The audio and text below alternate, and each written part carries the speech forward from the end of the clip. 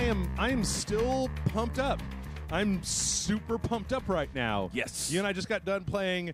I wouldn't have expected to like playing Dragon Ball Xenoverse as what much happens, as I did. man, when you center a game around like the actual like fighting of the crazy show that it is, it's gonna get you like, man, this is good. Yeah, I mean, just so much. I guess there's so many games these days that require. I mean, you know, I'm all, you know about me, and I'm all up in Dark Souls about, like, it's funny. I watched John play Dark Souls one time, right? Oh, man, how'd that go? And I was like, you don't hit the attack button. You'd never just jam on the attack button. I could see breaking a controller with Dragon Ball Xenoverse jamming on one button over and over that's again. The thing. There's intricacies to it as well, because we didn't look up the combos. Yeah. Because like you can like there's different combos in there that'll allow you to do even bigger and crazier things. And we didn't even really upgrade our character that much either. Not really. But enough of that. There's two whole videos. Welcome everybody to the Rage Select podcast here on Rage Select, sponsored by Rage Select, a Rage Select joint. I am Jeff. I'm Aaron, and we've got a crap load of news. We've got a crap ton of emails. We've got a crap ton of things to talk about this week. But before we get into it, Aaron, what's going on in the Aaron verse? What's going on? Is anything happening? Have you jump kicked anybody's head off in the last 5 days? Or actually, yes.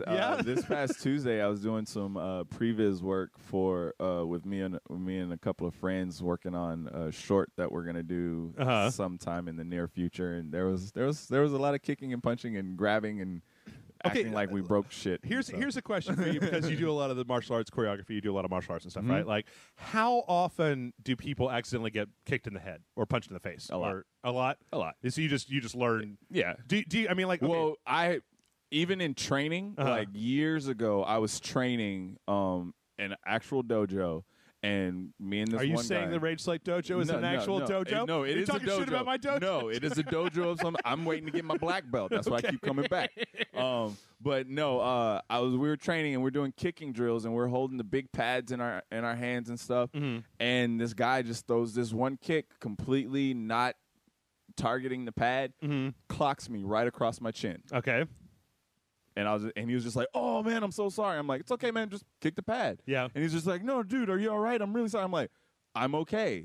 Just kick the pad." And he goes, "Oh man." I was like, "Look, man, look at it this way. If I couldn't take your kick, I shouldn't be doing this." That's good. That's good. Well, I was thinking about it, and what I was curious was that, okay, so, you know, like, I think most people in this world, I think most human beings in this world, when you record their voice and you play it back for them, they're just like, right? Yeah. Like, I don't have that anymore because I listen to myself all the goddamn time.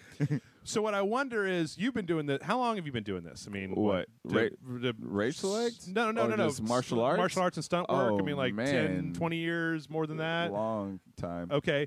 Yeah. So, like, does getting punched, I mean, like, if somebody was to walk up to me on the street, right, and just like go back there, they're going to punch me, I go, ah, right? Right. I mean, do you just like, does your fear just get tamped down to the point where you just, you know, you don't have any kind of like dumb animal reaction? You're just like, well, I can get punched in the face. I know how to do that. Well, yeah, if someone was just like, I mean, if a regular person can't be like Kimbo Slice or anybody. If like Kimbo Slice walked up to me and was like, "Hey man, I'm gonna punch you in the face," I'm gonna be like, "Hell no, no, I want to live. I've seen you punch a dude's eye out of his freaking socket. I'm okay. That's no good. But like, yeah, it was like a regular person came up to me and was like, "Hey man, I'm gonna hit you." Yeah. One, I'd be like, "Why?" Right. Or what am I gonna get in return? I recognize you. You're on Rage Select. I'm gonna punch you in the whoa. Happens to me all the time. I mean, but yeah, it is one of those things that, because I've been training for so long, and this is actually like a thing with all martial artists who have been trained and like who are highly trained and have that instinct. Yeah, I call it the Jason Bourne effect. It's like the first Bourne movie. Right. What was it? Bourne Supremacy? Not no. Supremacy. Legacy? Identity. Bourne Identity. When he goes into that like that cafe. Right. And he's just like, I know how many exits there are. I know that guy can handle himself. I know if I run it. It's almost like that. Okay. Like, it's almost like that, to where you walk into a place and you know maybe 9 out of 10 people you won't have a problem with. Right. and maybe there's that one person that might give you a run for their money, but that's when you grab a newspaper or a magazine, magazine, roll it up, bust them up. Oh my gosh, that was so amazing. But awesome. But yeah, it's like so. Like yeah, I don't really get. I don't really have like somebody's gonna hit me. Good luck. Okay, but I'm not gonna. That's and the thing is, if they do hit me, I'm sorry for them because like I have that switch, and like I've had instructors tell me like I do have a switch that is like if I'm training, the switch isn't on, but like because I used to work downtown and like I've been hit before, right? But it's if I don't know you and you mean harm to me, yeah. I'm going to hurt you really bad. Okay. And so, like, he's looking right at me. I'm not trying to you, Jeff. I'm not trying to hurt you, Aaron. But no, it's just one of those things where it's like it's all confidence. Like it's weird because like people who do yoga, they have a certain confidence about themselves. It's not like they will bend over backwards. It's like they feel comfortable in themselves, like walking in society, whereas martial artists feel comfortable walking in society knowing that they're able to protect themselves and the people around them if it comes to that. And so, wow, it's kind of weird. Okay. It's a crazy philosophy and I think whole mental thing. I think that you need to. I want a training montage. We gotta have to record it over the course of like 2 or 3 years, right? And maybe he'll die. But I want you to make Jason Murphy into the ultimate fighting. I want to see Jason Murphy in like his jeans and a t-shirt on UFC, but it just turns out he's drunk all the time and he can kick a lot of ass, but he doesn't even put on like clothes. He just goes out there like, all right, what? Man, you give me a month with Jason Murphy, I can shock the world. That's right. I can shock the world. I just want you to turn him into big hands. I wanted you to turn him into a real life Tyler Durden. He's already got the philosophy. Yes. Now he just needs to be able to beat me up, and then hear that, Jason? I'm coming to your house, 5 o'clock in the morning. Don't worry, I'll be standing over you while you sleep. It's all right. It's okay. Actually, no, I take that back. I want you to turn Allison Murphy into the ultimate fighting badass. I just need a day with Allison. She's already. I need to teach her where to stab people. Yeah, and then it's fine. She's already got it. She's already got it. Well, last week I went on my grand 3DS adventure, which was the first time I had done anything in a while. But unfortunately, this last week I've just been playing my 3DS. Yeah. Did I show it to you? Yeah. Oh, Jeff, so awesome. All the people out there, friends, family. Yeah. I held a 3DS. Yep. And I did say it was cool. It was pretty cool, I'm right? going on the record. Yep. It was pretty cool. I wish that they were. I wish they weren't just sold out everywhere. Right. Yeah. And actually, when I thought back on it, I was hanging out with Grant. And I'm like, why the fuck did I? There was 4 of them there. Why did I buy one? I should have bought all 4 of them and then sold the rest on eBay. It would have been a free 3DS. It would have been amazing. What the shit? Well, I tell you what, we've got like I said, we got a metric crap ton of gaming news to go over. But before that, we've got something else. We got our standard kind of what happened. What was the big thing everybody was talking about last week? What was it? It was that Power/Rangers.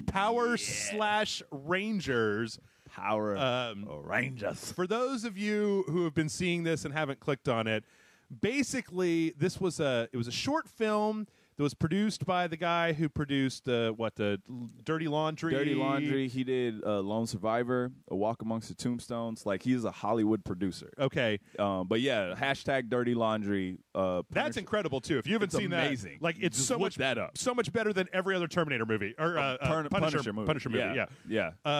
But basically, what this is it's like.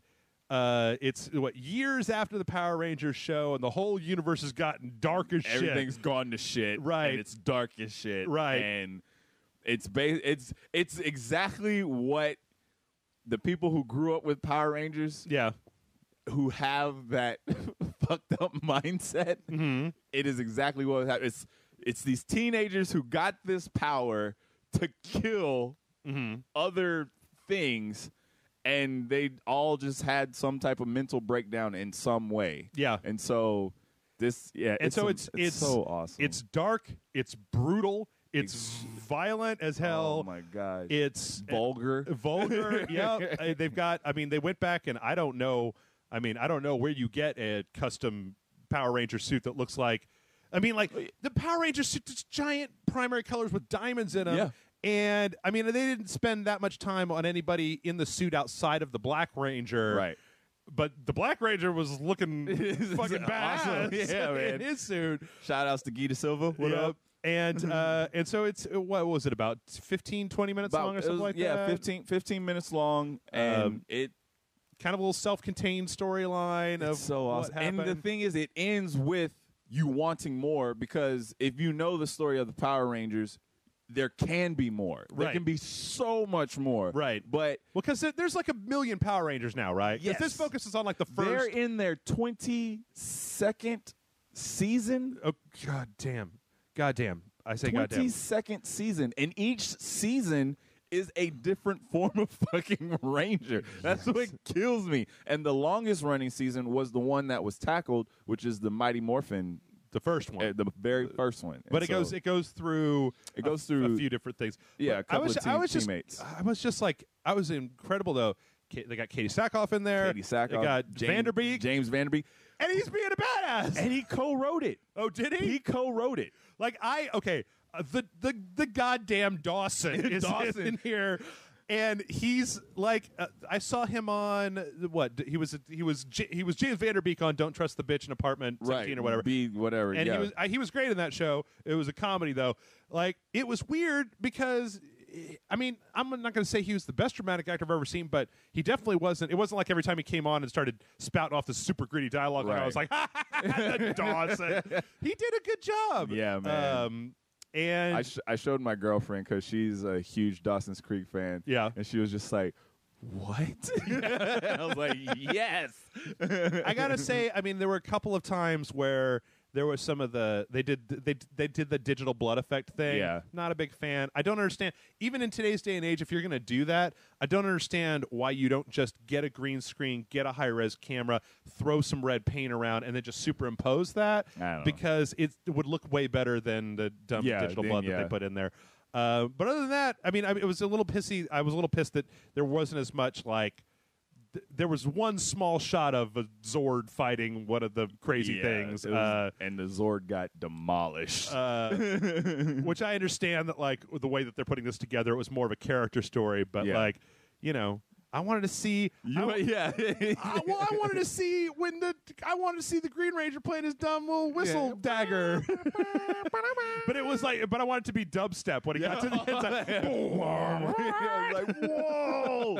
And then not to spoil it, because I think the people should go. Well, if it's still online, and we'll get that in a second. It's on YouTube. It may. Who knows for how much longer? We'll go to that in a second. But like.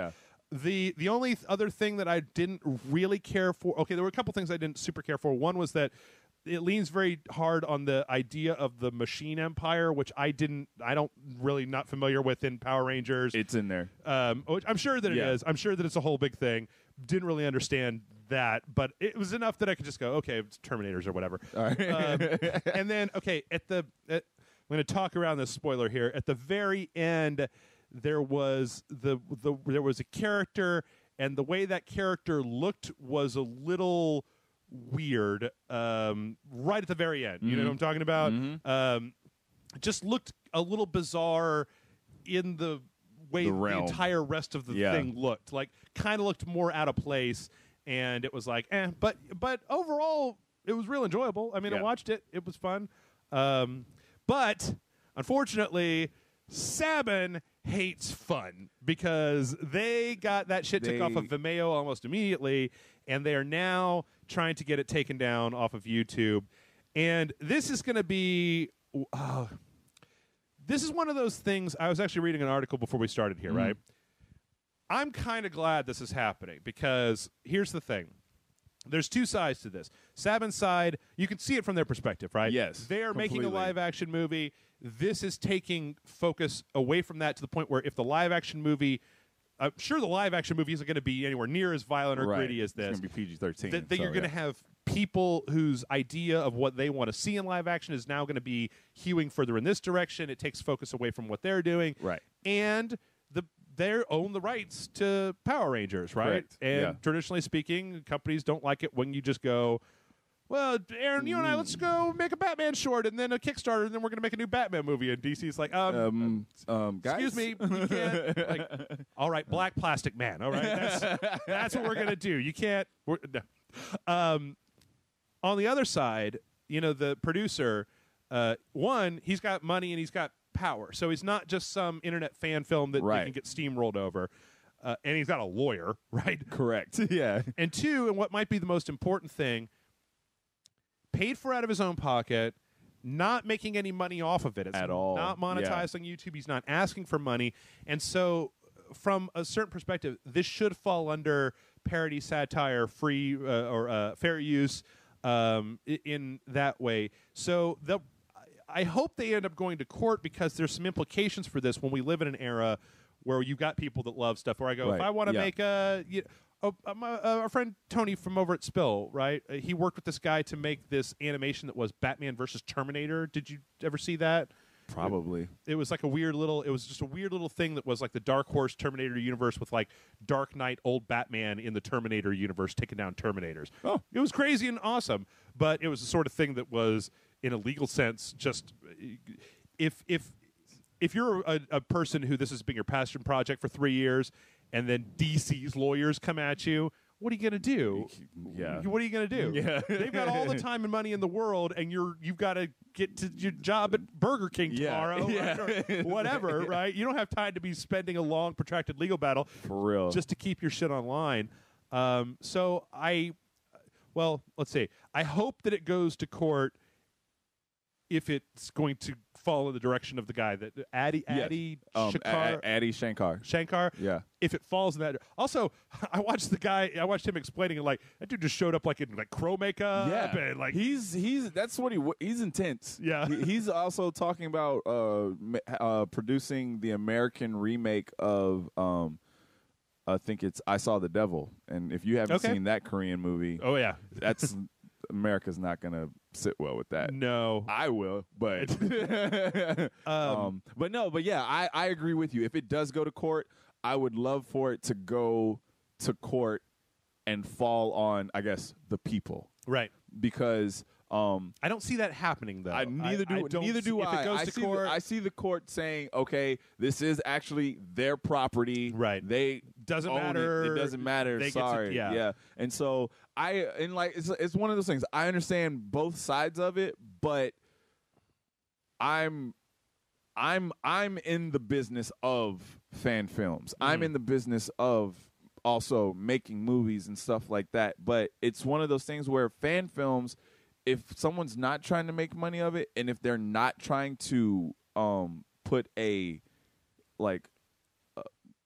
in the bad light, right?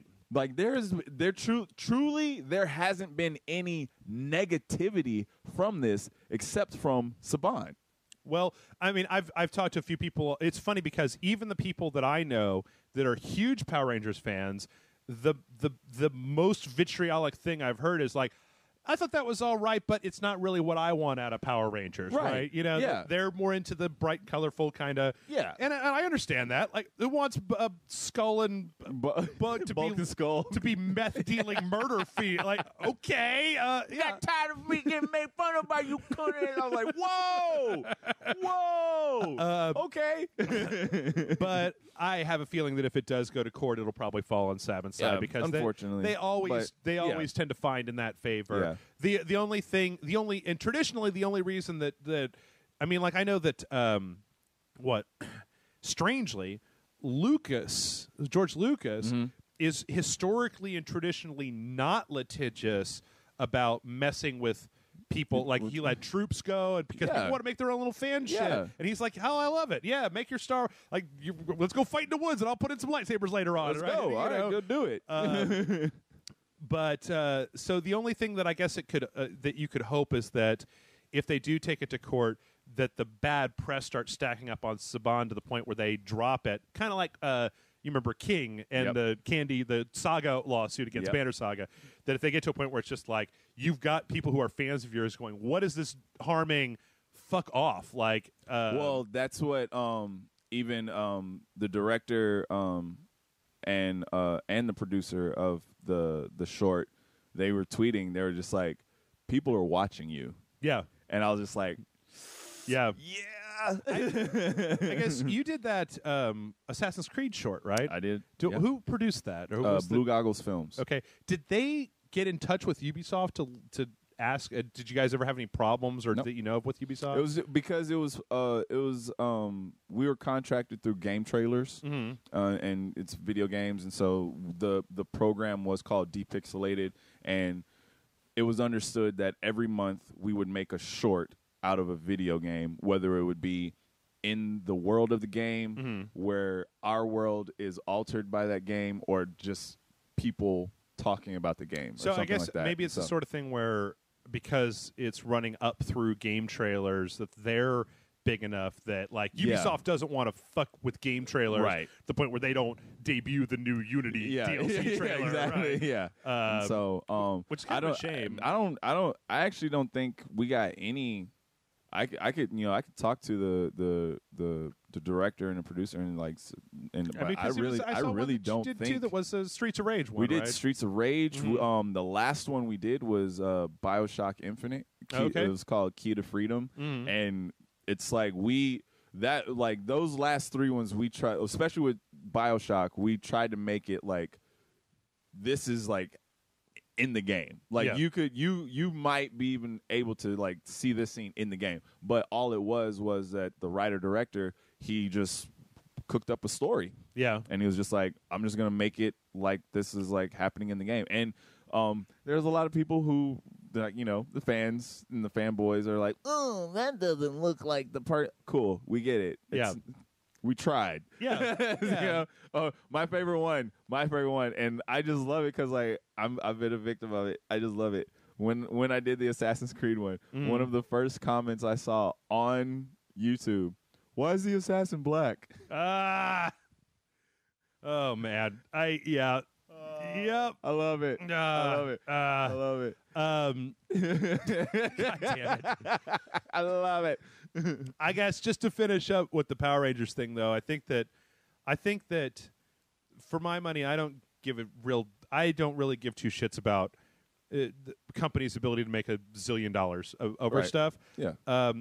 Because when I look at that, whether you agree or disagree with the content, it's obvious that the team that made that, they love them some fucking Power Rangers and they wanted to make something, right? Actually, if you read, there's an interview with the director.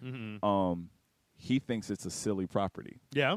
He actually did it as a test to himself to direct it, because he was approached to direct it. Right. Because obviously he didn't create the story or anything. He was just approached to direct it. He's a music video director, a very good one. Okay.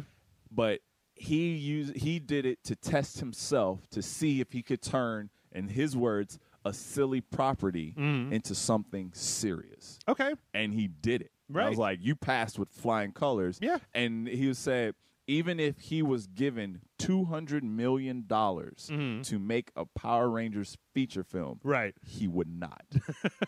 And I'm like, leave the man alone. Just let him. It's like he did it, and he was like, and then the producer, Adi, he's just like, this is for the fans. Right. He was like, this is for those people who wanted to see this. And he goes, it's day one, it surpassed 1 million views. And I was just like, it is for the people to pass around, not safe for work. I posted it, I want to say maybe like 15 times. Yeah. On like different like yeah, I know I had to block you from my Facebook. I'm sorry. I defriended you. But yeah, I was just like not safe for work. Not safe for work. Don't show your kids. Right. My son's not gonna see this.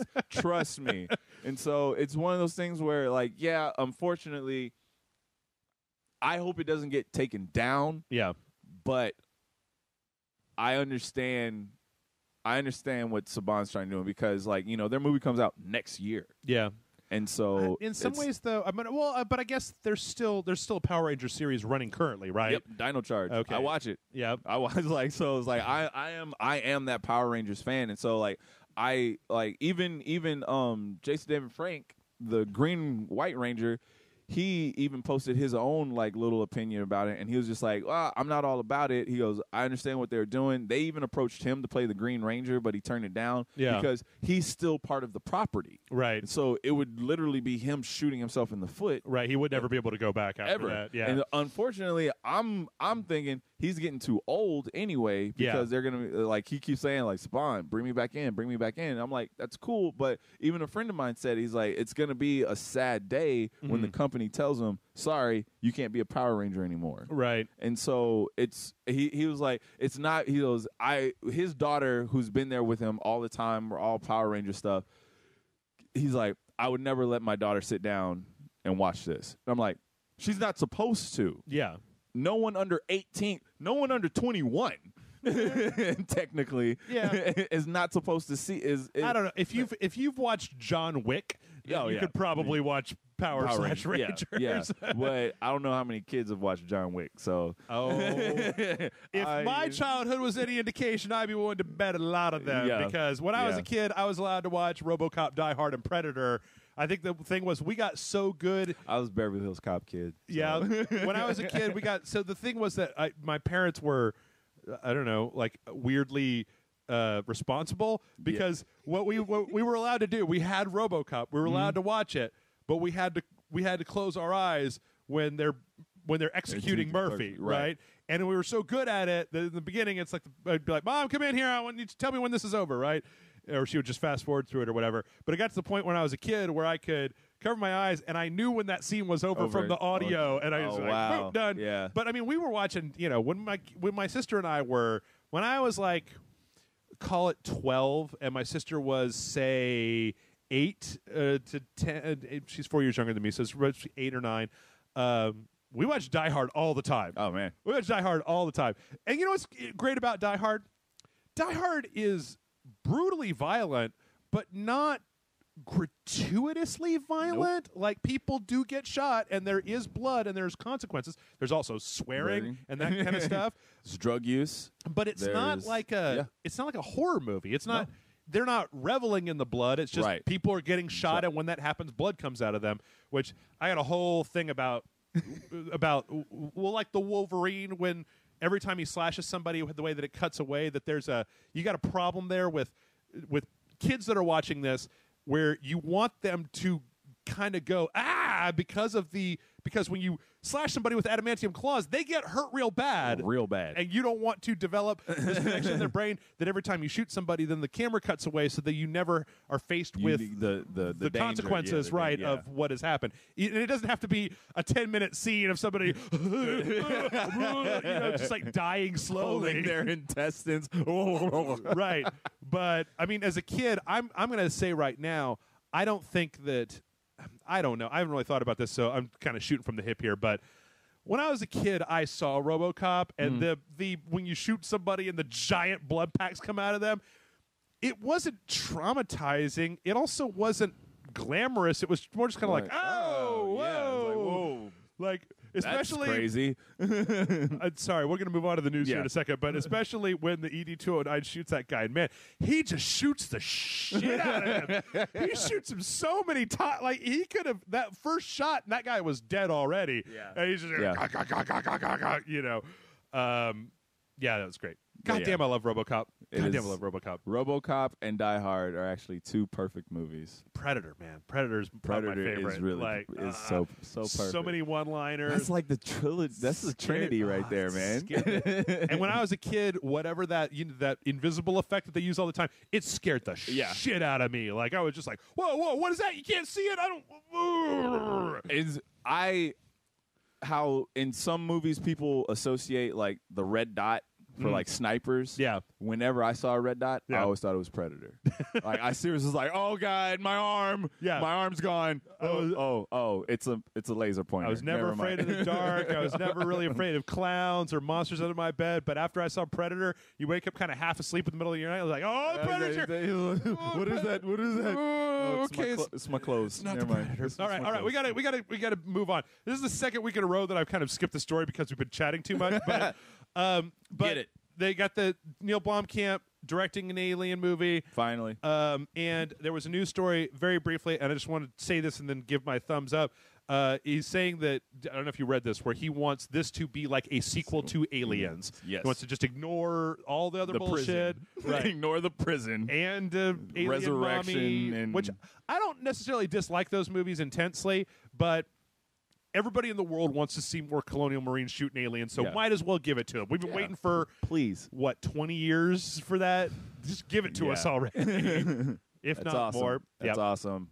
All right, and there's Power Rangers. All right, so let's move on to the news. And speaking of gritty reboots of superheroes, there was a new trailer for Arkham Knight, and whoo doggies, it was saucy.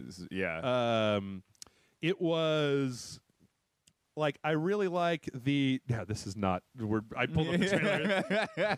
Like, that doesn't look like Batman. Anyway, I really like everything.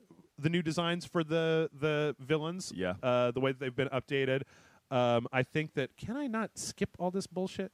Okay, I guess not. I really like the fact that apparently Scarecrow is the big bad. That's where my question comes in. Okay, I have a question. Aaron I told he Jeff told me before we started. This. Yep. I have a question, and I'm happy he just said what he said. Okay, the game is called Batman Arkham Knight. Yes. Now, in the story, Scarecrow calls a meeting of all of these villains. Harley Quinn, Two-Face, Riddler, Penguin, Poison Ivy, Arkham Knight. Yeah. So, Arkham Knight, as I understand it, is like a mercenary or something it's like his specific contribution. I don't know. That's I was like, I'm not trying to like get all like spoilers and stuff like that, but the game's called Arkham Knight, right? But this trailer, without a doubt, shows Scarecrow is the big boss. Maybe, but when you think back to the other Arkham games, or at least the other Rocksteady Arkham games, you know, Scarecrow's always had his little. Well, Scarecrow's had his levels, but like the final boss of both those games, less so in the first one than the second one, was a little bit horseshit. Right. I mean, like, you know, it was okay. Super Joker. Right. Super Joker was okay, but not super great. Yeah. And then I'm not even going to go into the boss of the second one because it's already still a spoiler. But okay, so here's a few scenarios. One, it could be that Scarecrow is the big bad. Two, we might see a second act twist where it turns out that Arkham Knight's been controlling Scarecrow the entire time, right, or something. Because Arkham Knight's supposed to be a whole brand new character specifically to this. Or it could even be the sort of thing where it's like what I would love more than anything, and I don't know if this is going to be, I mean, I'm just really speculating directly out of my asshole. What I would love is if the Arkham Knight is like Nemesis from Resident Evil. That'd be sick. He's a character that is on par with Batman, so you're not just going to beat him up. He's just going to show up at inopportune times to fuck your shit up. Yeah. And you're either going to have to run away or fight him to get him away, but it's not going to be like a battle and then you knock him out and then the cops come get him. But what I really liked about... I don't even think there's... well, there are cops in this game. They're just not, they're not going to be successful. There's all these parts that I was watching during the trailer where he's driving around or he's down on the streets, and there's like traffic and cars and shit. And I'm like, people are still there. Huzzah! Gotham! You're alive! Yes, I do not want an empty Gotham anymore. Yeah. So I don't know. I'm just really looking forward to this game. Rocksteady ain't done me wrong. I love the way it looks. I think that all the graphics just look fantastic. There's also a couple other things that were in with this. I don't know if you saw this, but there was secret codes in the video. No. Like during the video, there were these codes that were in the background that a bunch of people found out, put together. They figured out it was a cipher that you plug into the official website. Unfortunately, all you get in return is character bios. So, you know, whatever.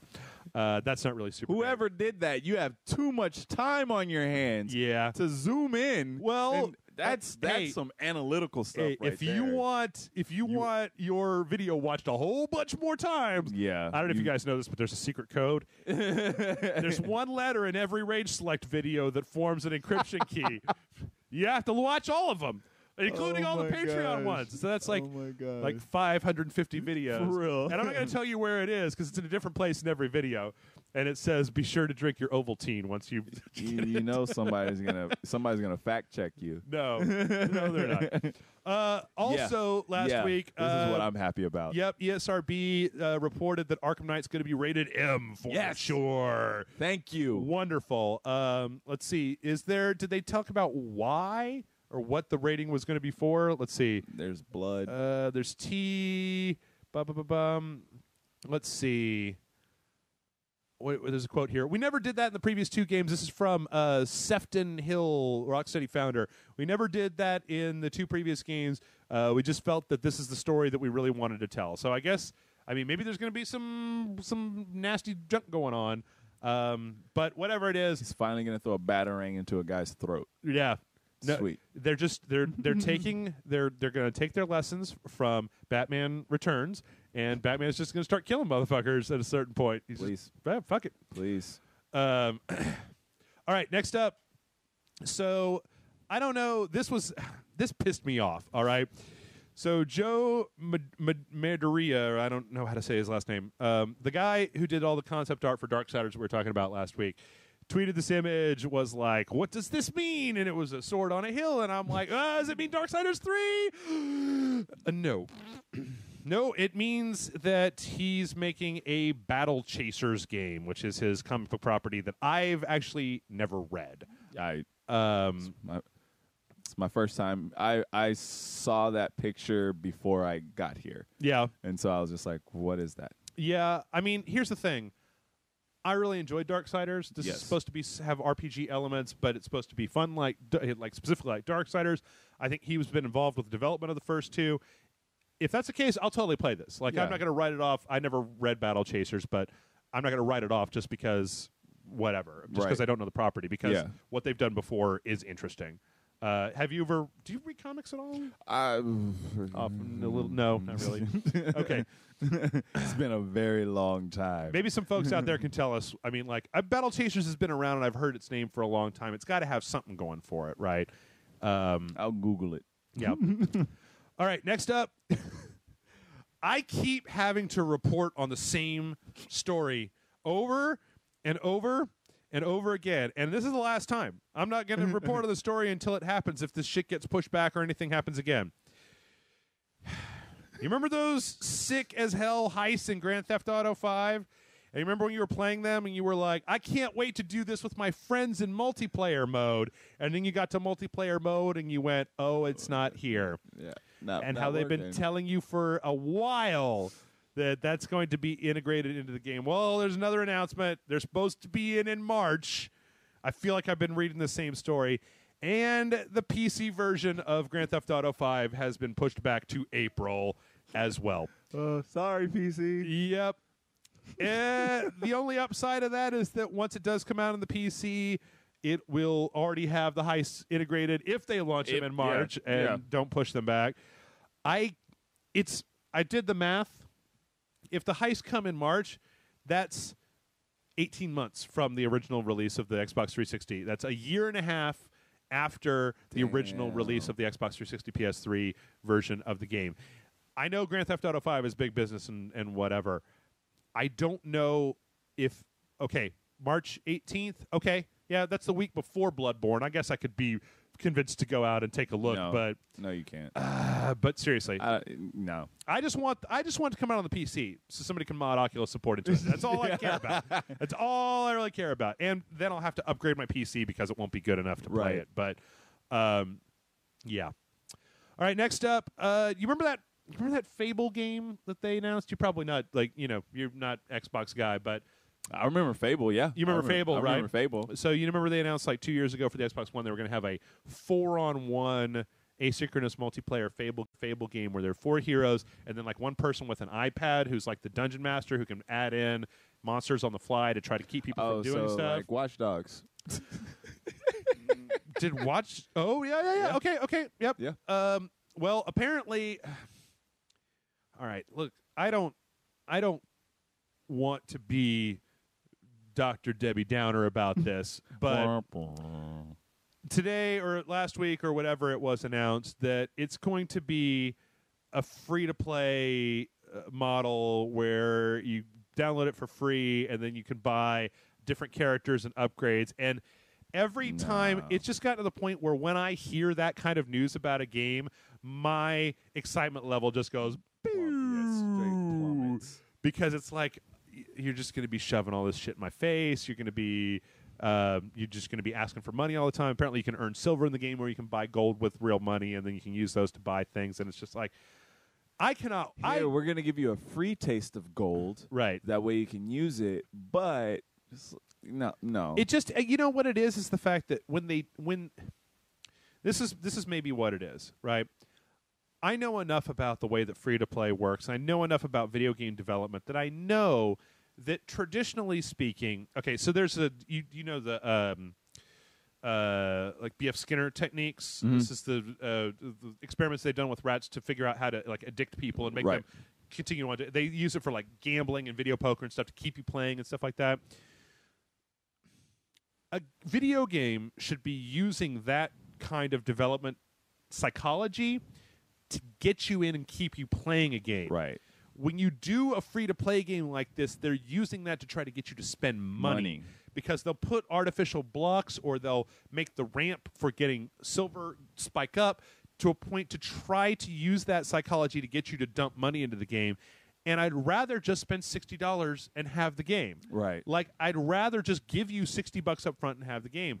Unfortunately, you know, they have people, well, with Candy Crush, they've done all this research where they said that, like, you know, 90% of people never put $1 into Candy Crush, and then 10% of them put hundreds of dollars in. Yeah. So I think that as a business model, it's so scumtastic that I'm just like, dude, fuck you. Because even when I'm playing a game that has microtransactions in it, and they aren't pushing them in my face, there's still just a part of my brain that's offended by the fact that they're asking me to keep putting money in. Well, the thing that gets me, especially with free-to-play games, is like if it's also like competitive or something like that, you have those people who have put so much money into it, and you're like, what the fuck? Yeah. It's like, I can't go up against that guy, or how'd you get that? And like, I know, it's like I don't know people personally who've spent money in like free to play games, but I've seen forums and I've seen like videos where people have been like,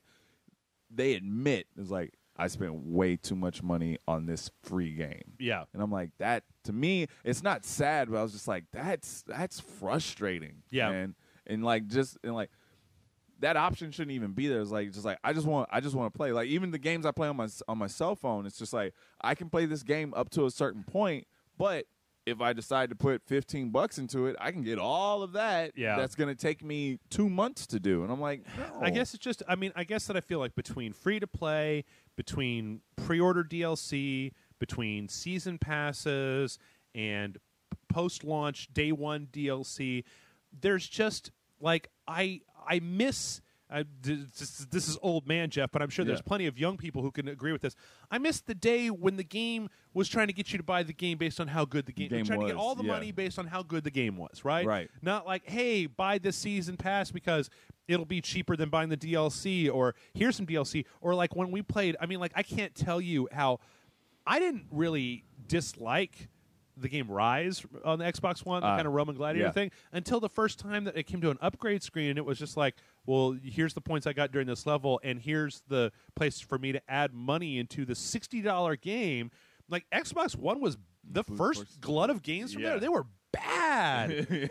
Like Forza 5 and Panzer Dragoon Crimson, and like they were bad about that, and it just, no matter how good the game is, it leaves a bad taste in my mouth. In fact, we played Dragon Ball Xenoverse, right? Yeah. There's a season pass for Dragon Ball Xenoverse on the PlayStation Network.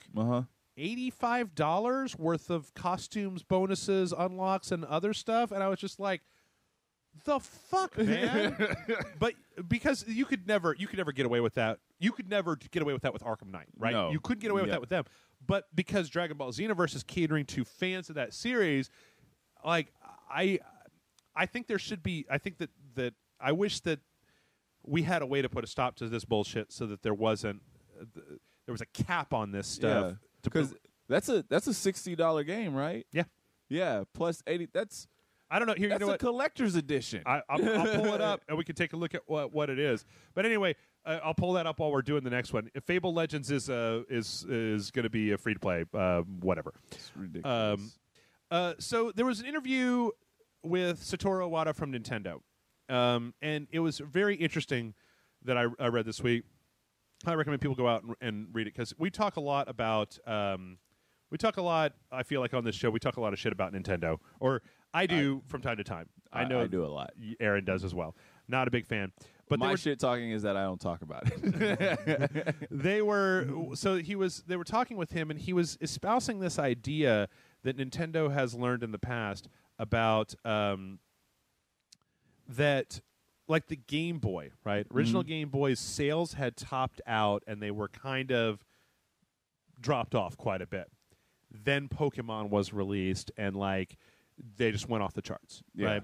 So he was essentially saying that like the people are not super, like the Wii U doesn't sell super well, and some of the consoles they have don't sell super well.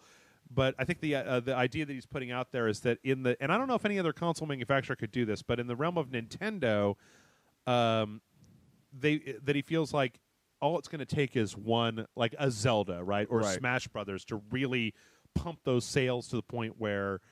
Now I don't know, like the example that he's making about the Game Boy is that is a little bizarre because the Game Boy was like the only real seriously affordable. I mean, the Game Boy was like $100 handheld, and like Game Gear was like $200 and a bunch of other stuff. And people have so many other ways to get games now that. Okay, sorry. The $85 version was the game and a season pass. So, okay, sorry about that, fans of Dragon Ball. Anyway, I think this is a really interesting article. I think people should go read it. That's all I'm saying. Yeah. As I said, I feel like I don't know if we're past the place where we have console-exclusive killer apps anymore, especially with the PS4, Xbox One, and PC, because they've all got the same architecture. Yeah. Why would a developer limit... money. Except for money, right. Yeah. Yeah, limit money. You get paid, man. Hey, you know what? I want PC and Xbox One players to be able to play Bloodborne as well. I want everybody to be able to play Bloodborne. Bloodborne for everybody. I want everybody to play Bloodborne. Let's see. So there was a rumor a little while back where Harmonix sent out Harmonix sent out a questionnaire to people asking them very specific questions about their experience with Rock Band. Right. And one of the questions was, if there was a new Rock Band, would you buy it? And so now there's a rumor that is not confirmed that came from Kotaku UK that said two sources have said that that Activision is working on a new Guitar Hero game. Not Rock Band, but Guitar Hero. Guitar Hero. I cannot wait for it to be 2008 all over again, and we got Guitar Hero and Rock Band battling it out, because it's a type of game that I absolutely love. Aaron, I've already said all these things before. How do you feel about the rhythm game craze of? I loved Rock Band. Okay. Because I love playing the drums and the bass guitar. Okay. I had both games. I got Guitar Hero because Guitar Hero came out first. Right. I played the hell out of Guitar Hero. The Fisher Price. I can imagine how small the instrument is for me, and Aaron is like twice as big as I am. Yeah, it was pretty like what. It looked like a ukulele, like a little plastic ukulele. I was like, this is like. You're not supposed to play it sitting down, but I had to play it sitting down most of the time because I looked ridiculous standing up with it. But then when Rock Band came out, myself and my roommate at the time, we were like, we're getting that because we can sing, play guitar, play drums, and if we get another guitar, we can play bass. Yep. I was like, we can have a band. We can throw parties. We can do that.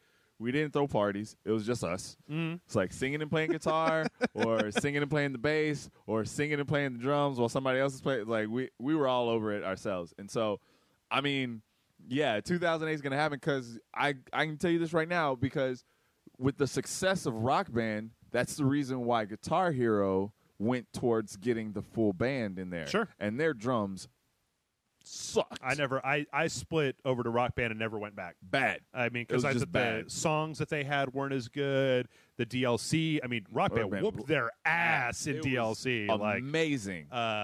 And you know what? I'm actually inclined to advocate on behalf of Rage Select and say that maybe think twice about buying a new rhythm game from the company that ran rhythm games into the ground. So put out so many of them that they became unpopular and everybody suddenly got sick of it all at once. Rock Band Aerosmith. Right. Why? No. Guitar Hero Aerosmith. I'm sorry. Guitar Hero Aerosmith. Rock Band Beatles. Beatles. I like the Beatles. I liked Beatles Rock They Band. lost me on that one. I played it. I was forced to play it. If you're not a fan of the Beatles, why would you play Beatles Rock Band? Because I was forced to. Okay. I actually refused, but I was forced to play it. The best thing, if I remember the chronology correctly, it was Rock Band 2, then Beatles Rock Band, then Rock Band 3. And with I think the integration of the keyboard. Yeah, but I think that one of or the best... Or the guitar, however you want to play it. The best thing to come out of that was that Beatles Rock Band introduced harmonies, which then came into Rock Band 3. But Beatles Rock Band was like one of the only ones where I would do it by myself because I don't let other people watch me sing. It's like, have you ever seen Indiana Jones where the faces they melt? That's what happens. That's why I don't. Thank you for not inviting me over. But with the Beatles, it was cool because I could concentrate on the guitar because I knew all the words to every Beatles song. And I could just do it without looking at it. It was fan service. That's all it was. It was fan service, and like it wasn't a game for me, but I appreciate it. Like I had Rock Band 2, didn't have Beatles Rock Band, and I didn't venture into Rock Band 3 because I was just like, okay, this is too much now. It's taking up too much room. Yep. I broke my drums one night when I was drunk, but I still have my guitar around here somewhere. I can't tell you how many guitars I broke. Yeah. I didn't even smash them, but it was just like you get into it, man. You're trying to get those 5 golden stars. Yep. I had a friend who his girlfriend gave him original Guitar Hero for Valentine's Day. Okay. And this was me and him got really into, like, I bought a controller. I bought my own guitar just to go play with him. Yeah. And then I bought the game and I was playing it and everything. And the last song, it wasn't Bark at the Moon, it was Cowboys from Hell. Yep. On Expert, trying to get 5 stars. And then at a certain point, he just stopped. He unplugged the guitar. He took it out onto his deck, and he just rockstar smashed the shit out of it. And I remember talking to her, and she was like, that was a present? But anyway, I think that I honestly believe that nothing, no Kinect or any of this other bullshit, not Johann Sebastian Joust, not Fruit Ninja, not Just Dance or any of this other shit, has compared to how fun it was with Rock Band. Because in all those other games, you have the other game, but then you don't have rock and roll, motherfucker. Right.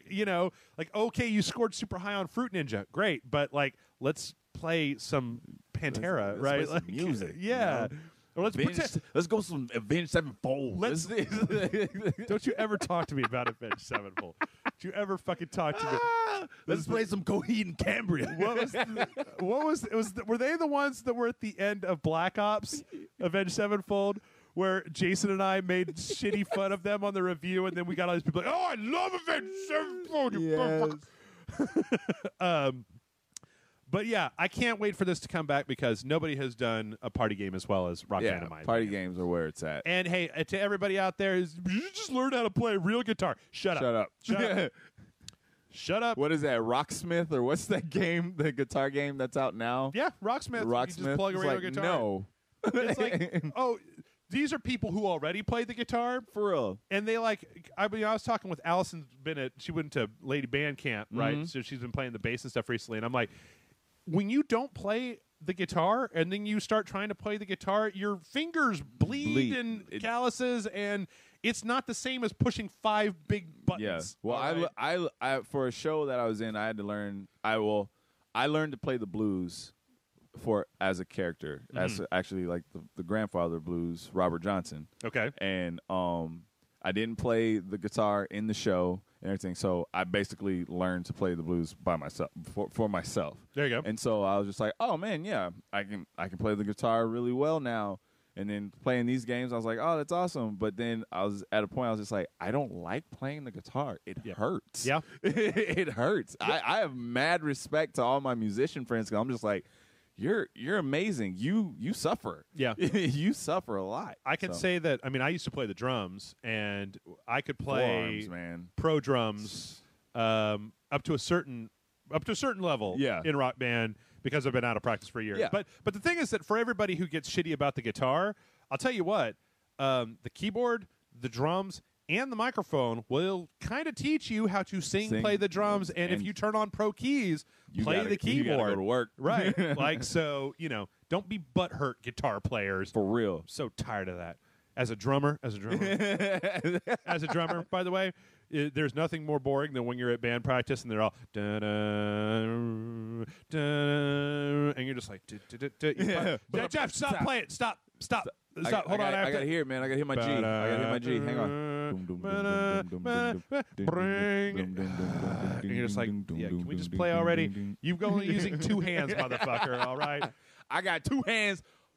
A foot, right, and 2 feet, and these things aren't strapped to me. I will hit you in the head with one of these. I got a bucket over here.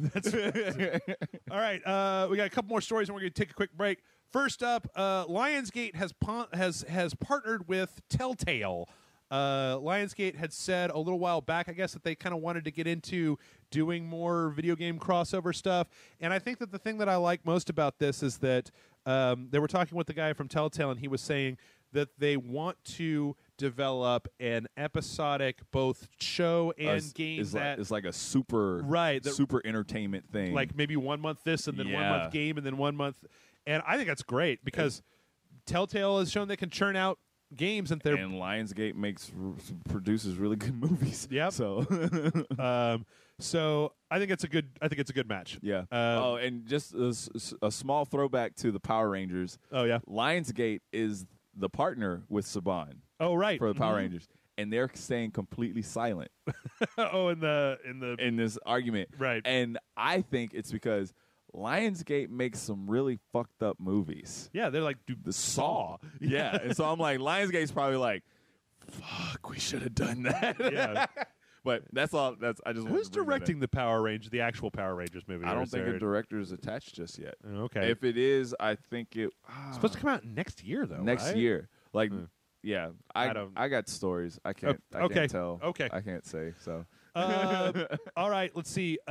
Twitch is announced that they are having a convention, and this is old. This came out I think right after we did the podcast last week, but apparently September 25th, 26th, San Francisco, California. Canada. San Francisco, Canada. That's cool. Kind of seems like in this particular day and age. I mean, I keep reading news articles talking about the number of people who watch Twitch, and I'm like, yeah, you're goddamn right. You should be having a conference. Yeah. Like, I watch. Yeah. I don't, but I have crypto memory problems. So but yeah, I think that's great. Go to Twitch and see some. I can name the people. I was like, like B Dutch, Miss Vixen, Maximilian, Sancho West, like all those. Like those are the people I watch on Twitch. Like I have notifications when they're streaming. Yeah, and because like they produce good content. So there's this other Twitch channel called Rage Select. Like, what are you talking about? Yeah, I ain't got time bunch for that. of jerks. Yeah, I don't know. Are you going to the convention? Probably not. Oh, well, I mean, they haven't contacted me. Well, I haven't contacted them because I mean, it would every time that one of these things comes up. Like, I mean, I didn't get my shit together for PAX South either, because it becomes this whole thing of we're not making stacks of cash over here, so. Right. Going to a Twitch thing would be like it's one of those. It's like when I go to RTX, and I walk around and I see people just fawning over the RTX people. Nobody knows Jeff. Nobody. They'll recognize Jason before they'll recognize me. They were like, "Oh, Jeff. Yeah, you're gonna be table 574." They don't. I don't even get like a VIP badge or anything. I just wait in line with other people. But anyway, I mean, we do one Twitch show for 3 hours a week, and we get maybe on a good day 1,000 people watch it. I'm That's like, cool. it's not. I mean, it's not bad, but stable. Yeah. We're Let's Play, not live like stream. the like I think two of the people I mentioned, B Dutch and Miss Vixen, like 5 days a week. Yeah. For like 12 hours. Jesus. Yeah, it's like job. like it's. I stopped watching after a while. I'm like, all right, I'm gonna play a video game now. Right. All right, I'm cool. Thank you. I'm gonna go. And so, but yeah, but yeah. I don't. I mean, for my money, I guess it's weird. It may have also become when Twitch was becoming popular was when I was starting to do this as a job, and so I don't know how interested I am in watching somebody else play because I could play. Yeah, and that's what ends up happening with me. I was like, I'm enjoying this. This is funny. Haha. I want to play it. Why am I'm just sitting. I could be playing a video game right now. Yeah. Anyway, let's not focus on that too much. Yeah. All right, last up, I always like to save a little story for last that is a little bit bizarre, okay? All right. Kanye West is making a video game based on his song Only One that is about his mom. And this is to quote, I didn't listen to the whole full interview, but this is a quote. He says, "Right now I'm working on a video game for Only One. The idea is it's my mother going through the gates of heaven, and you have to bring her to the highest gates of heaven by holding her to the light. We've been working on it for like 6 months." I'm sorry, Mr. West. It doesn't sound like a very fun video game. All respect to your mother. So I don't know. Aaron, you've just got a look on your face. I saw the heading of it, and I just skipped over it. Okay. Because he's trying to make clothes. He's trying to make shoes. He's trying to build a hotel. He's trying. You're Stop, like, enough, Kanye. Like, well, one. Even people who follow him, who are like diehard Kanye fans, they're not going to play that. That's not. I'm sorry. That's that right there. I'm sorry. And people can kill me on this one because I wasn't a fan of the game. That's worse than like Alan Wake. Well, Alan Wake was an actual video game. This I sounds know. like a Flash game. Yeah, exactly. It's like something that should be on a. I guarantee you, if this does continue to go along the roads of production, it will be probably something that you'll get download from his new album. Yeah, probably so. That sounds about right. Yeah. I just wonder, like, if Kanye wants to diversify. Wait, was there a new Wu-Tang fighting game? Yeah. When did that come out? It was copied off of Thrill Kill. You remember old school Thrill Kill? Yeah. And then there's the hip hop version of it that had Wu-Tang Clan in it. It had all those rappers. But was there a new Wu-Tang game that came out? If there is, it needs to hurry up and come out 2 or 3 years ago. That's what I want is a new Wu-Tang game. Yeah. I don't understand why we can't just have a whole line of Wu-Tang games. That's the original. Yeah, that's the PlayStation. Shaolin style. Released as Wu-Tang, Taste the Pain. Yep. Yeah. Oh, well. What did it say? 30 fighting what? 30 fighting styles or 30 fighting... What is that? 3D? 3D fighting game. I'm sitting really far away. Sorry. Yeah. All I could say is that... we're probably not going to play that Kanye game here on the show. It'll be the only one we don't play. Yep. Just for patrons. Just for patrons. I don't want Kanye coming to my house because he's got all this time and money to go, gosh. "Hey, why'd you give my game a bad review?" I'd be like, Hey, Jeff, man. It's not... You ain't got the answers, Jeff. It's not... You ain't got the answers. Mr. West, it's not a very good game. That's what he's going to be saying the whole time. I'm afraid it's not very good, Mr. West. I can't tell if you're looking at me. Can you take those sunglasses off, please? You're supposed to go to keep her in the light, Jeff.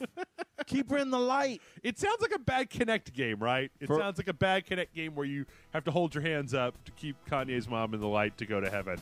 So, anyway, with that, we're going to go ahead. We're going to take a break. When we come back, we are going to answer your questions. Mail at rageselect.com is email address.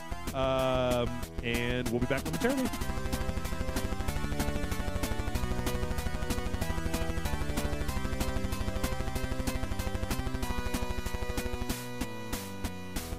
And we're back.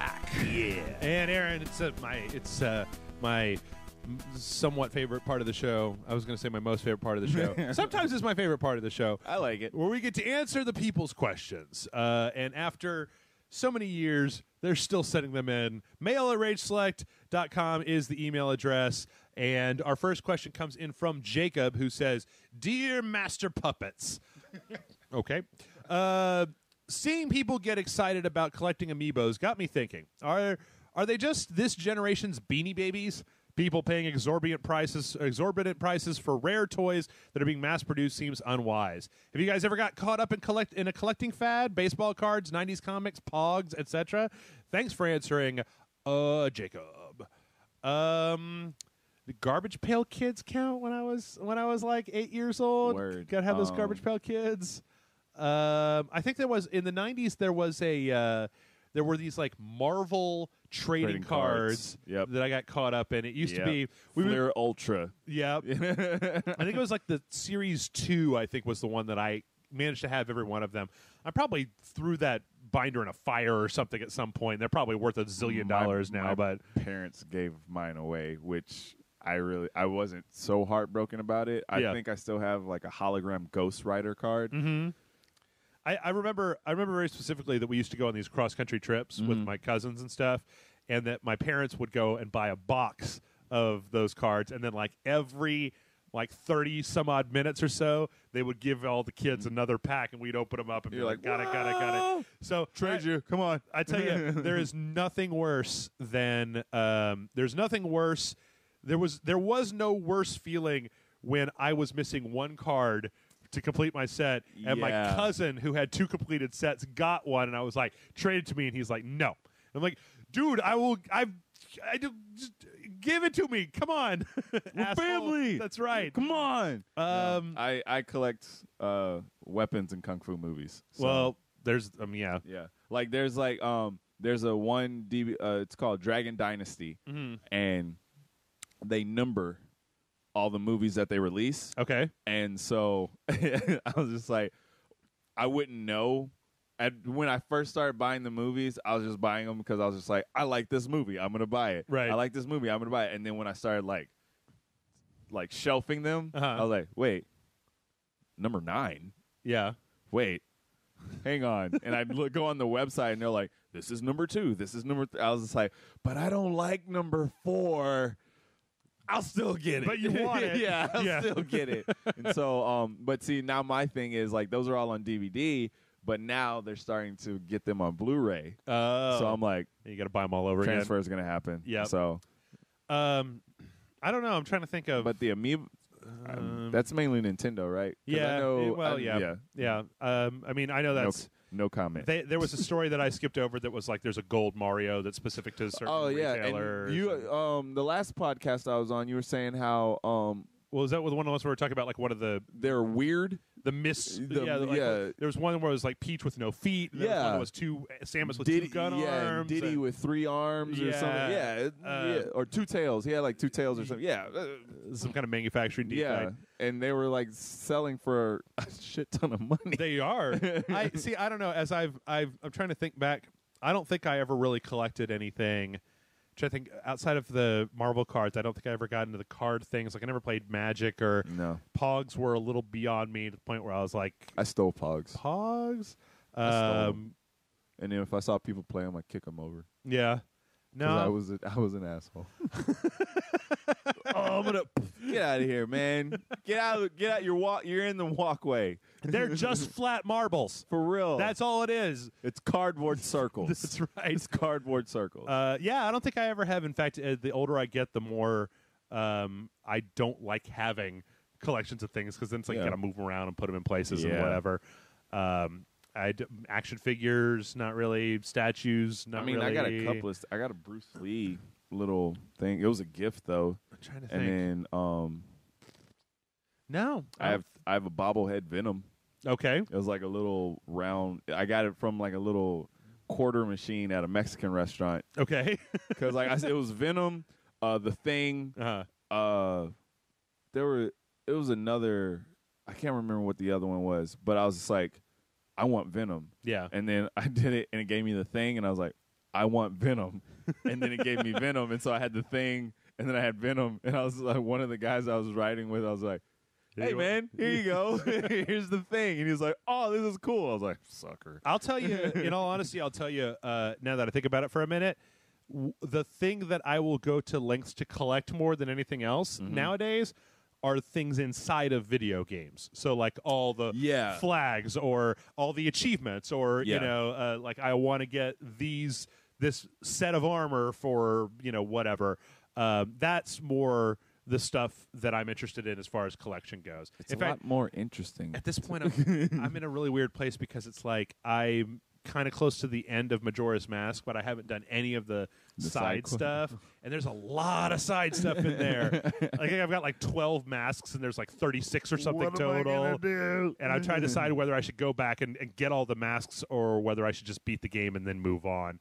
But yeah, as far as physical stuff goes, if you ever come to my house, you'll actually notice that I don't like stuff in general. My walls are bare. Yep, minimalist. I am. All right, next one comes in from Joe. Joe says, hey, Rage Select, I'm a big fan of bloody, disgusting games like the recent Mortal Kombat. However, I wish the X-ray attacks actually affected gameplay other than damage. It could slow down a character and limit their jumping ability or make their arms unstable, say for a wimpy punch. I don't think it should be for all players, and it would be a neat option to have. Your thoughts? Also, if there's another Dead Space instead of just dismemberment, it would be neat for enemies to have layers of skin, muscle, and bone that could be broken into chunks and fall off, affecting the capabilities of that enemy. Your thoughts on that? Thanks for the time, and Rage on Joe. P.S. Will we see puppets for Aaron, Grant, and John? Oh, and Allison. Dude, I'm not made of puppet money, all right? Like, the transformation from human to puppet is very painful, extremely expensive, and I can't afford to do it. I don't want to be a puppet. That's right. How about that? You're marionette. Yeah. Mostly just marionette. Whatever. I don't... No. I'm no. Okay, so as a fan of the Mortal, I know you're a fan of Mortal Kombat. I love it. Yeah. What do you think? Can you think of a game where, like, Bushido Blade? Okay. There weren't any X-ray attacks, but if you hit a vital part of the body, like say the arm, they couldn't use that arm anymore. Okay. It was probably one of the most realistic fighting games, and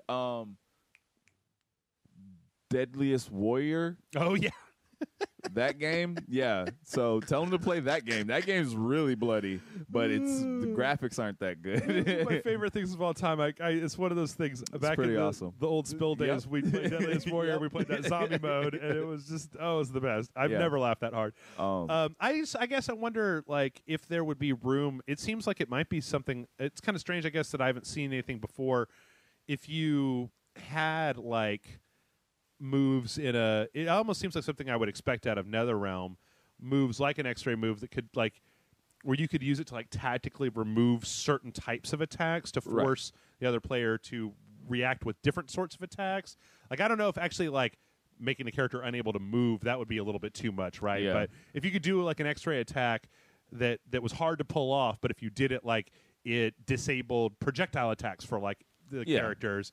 It seems like you could almost even build a fighting system all the way around disabling, counter-disabling, and that kind of stuff. They just need to make another Bushido Blade.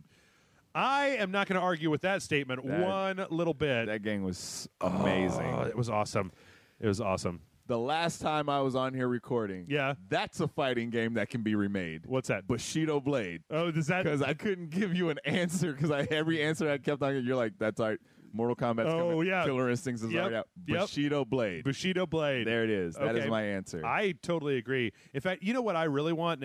Because when you say Bushido Blade, it makes me think of this game that you are probably the only other person that I know who would have played called Way of the Samurai. Yes, sir. That lets you like, it was a very kind of, it had a good fighting system. It was a very small game, but it allowed you to do all these different things. It was basically, the first one was, if I remember correctly, kind of a take on Fistful of Dollars, Last Man Standing, Yojimbo, is that the one? Okay, about the two houses fighting. So you just walk into town with your samurai, and you can do a whole bunch. You can ally with one house, you can ally with the other. You can murder everybody you see. And then there were a whole bunch of different endings. And I'm thinking, like, because that was a PlayStation 2 game, with the jump to bigger discs, better graphics, you could have a lot more scenarios. I know there was at least one sequel to that on the PlayStation 2. There's I think 3 Way of the Samurai games. Were there 3? Yeah, the last one is bad. Is it? I think so. Way of the Samurai 4 I'm seeing here. Oh. Or let's see. Yep, there was also a 4. Wow. On the PlayStation 3. What? Only in Japan? Nope. Released in North America August 21st of 2012. Which was right in the middle of like Skyrim and Dark Souls and shit like that. So of course, it flew under the radar. Let's see if it got. Dude, we might. Aaron, yeah. Hold on for just a second here. I think we might have a new sequential on our hands. Oh my gosh. I'm gonna just try to see what this got on Metacritic real fast because I was unaware that there was a 4th one of these. It's 58 combined on Metacritic, but. I'm not sure, man. That those games don't always review super well. Yeah. I'll have to look over this. I'll have to look over a little bit more. Oh my gosh. But yeah, there was Way of the Samurai 4, and there was Way of Samurai 3, which That's was the one. PS3. Yeah. 2008. I played that one. Oh no, 2009. I thought that was the last one. Okay. We might have to look into this. As long as it's not like to get a copy, you've got to spend $600 on eBay. As far as fighting games go, or as far as kind of gore tech goes, I think it just, as long as it makes a difference to combat, or it makes a difference to gameplay, if it's just gratuitous, oh, dude, what if they made a next generation? Oh, goddamn, they were never going to do it. What if they made Bulletstorm 2 for the PS4 and Xbox One, and you could, like, grab somebody's arm and rip it off and then whip it back onto their... Return to Sender. Yep, there you go. Boom, boom, boom. I just named my own, like, Bulletstorm movie. What did they call those in Bulletstorm? I don't remember, like but they're amazing. They had some punchy name. Yeah. Thanks, right. Joe. Yep. This next one comes in from Paul. Paul says, "Hey, guys. As I sat recently with my 6-month-old son to show him his first episode of Archer, a small part of me did wonder if perhaps my taste in role models was entirely appropriate. As paragons of good taste and responsibility, I felt that it was important to get your opinion on who would be the best and worst role models in gaming, film, or television for a young, impressionable child. To be honest, it's only a matter of time before sex chuds or ding dong are his first words, so it's important to steer him in this early stage of life. Thanks, and as always, hail to the almighty dong, Paul from London." Who are the... Okay, I feel like best is pretty easy. That's, I mean, you know... Well, I don't know. Best is easy for me. You got your Optimus Prime. You got your Batman... your Harry Potter, that's a pretty good role model. I mean, anybody that just does good stuff, right? Like in that's the video game world? Well, I said video game, film, or movies. Oh, video game, film, or movie. John Wick. John Wick? Oh, yeah. That's it. This is the best. He's the best 6 role months model. old, right? Yeah, he's the best role model John Wick, ever. Yeah. He'll take care of you. Yeah. That's for sure. And if something happens to you, I feel sorry for whoever did anything. I'm trying to think of the worst role models in video games. Or film, or Ed Norton, American History X. Or Edward Norton in Fight Club, really, Edward for that Norton Edward Norton in Birdman, Edward Norton in Rounders, just stay away from Edward Norton. Yeah. I love you, Ed. Stay away. Good actor. But, yeah, Edward Norton, what is he in? Fear? Primal Yep. Primal Fear? Primal Fear. Edward Norton. Jeez, Ed, what's going on, man? Jeez. Ezio Auditore De Firenze may not be the best role model in the entire world. Maybe not. Actually, most of the protagonists of the Assassin's Creed series probably not super good role models. Let's see here. Best role model ever. Lara Croft? Lara Croft. For a 6-year-old son? I don't know. He's 6 months. 6 months. Oh, yeah. 6-month-old son. Yeah. Yeah, why would you even try to show a 6-month-old Archer? They can't even make memories at that point, right? Nathan Drake would be a pretty good role model, right? Nathan Drake, he's more like, I saw this the other day, and it was actually a really, really funny thing. It was off The Office, and it's just like, why be a parent when you can be a fun uncle? Right. Nathan Drake would be a fun uncle. He'd actually be an Uncle Nate. You know, you go over to Uncle Nate's for the weekend. Sure. You know you're gonna get into some shit. Yeah, have an adventure. I feel like, in all honesty, I feel like as far as role models go, anybody who has an intrinsic distrust of authority is good for me. Yeah. I'm like, you know, we'll go back to Predator, and not Arnold Schwarzenegger. The Predator is a good role model. He hunts humans and skins them upside down. Yeah. What was Dutch? That was a character's name. Yes. That was back when he had great names. But you know, of all the Arnold Schwarzenegger characters with great names, John Matrix. That's so stupid. What about Jericho in End of Days? Oh, that was his name. Oh God, Jericho. Jeez. That wouldn't be a good role model his name whatsoever. In Eraser, who was? Oh my gosh! Or The Sixth Day. Let's bring out some weird Arnie shit. What was fucking Stallone's name in Demolition Man? Oh, Simon Phoenix. Not Simon. John Spartan. John Spartan. Yeah. Man, those are some good names. Yes. John Spartan. Simon Phoenix. That's right. Yeah. Both of those would be horrible role models. Yeah. Both of them. I'm going to name my kid John Spartan. Then whenever he gets riled up, I'll be like, enhance your calm, John Spartan. Oh, yes. Okay, so good role models.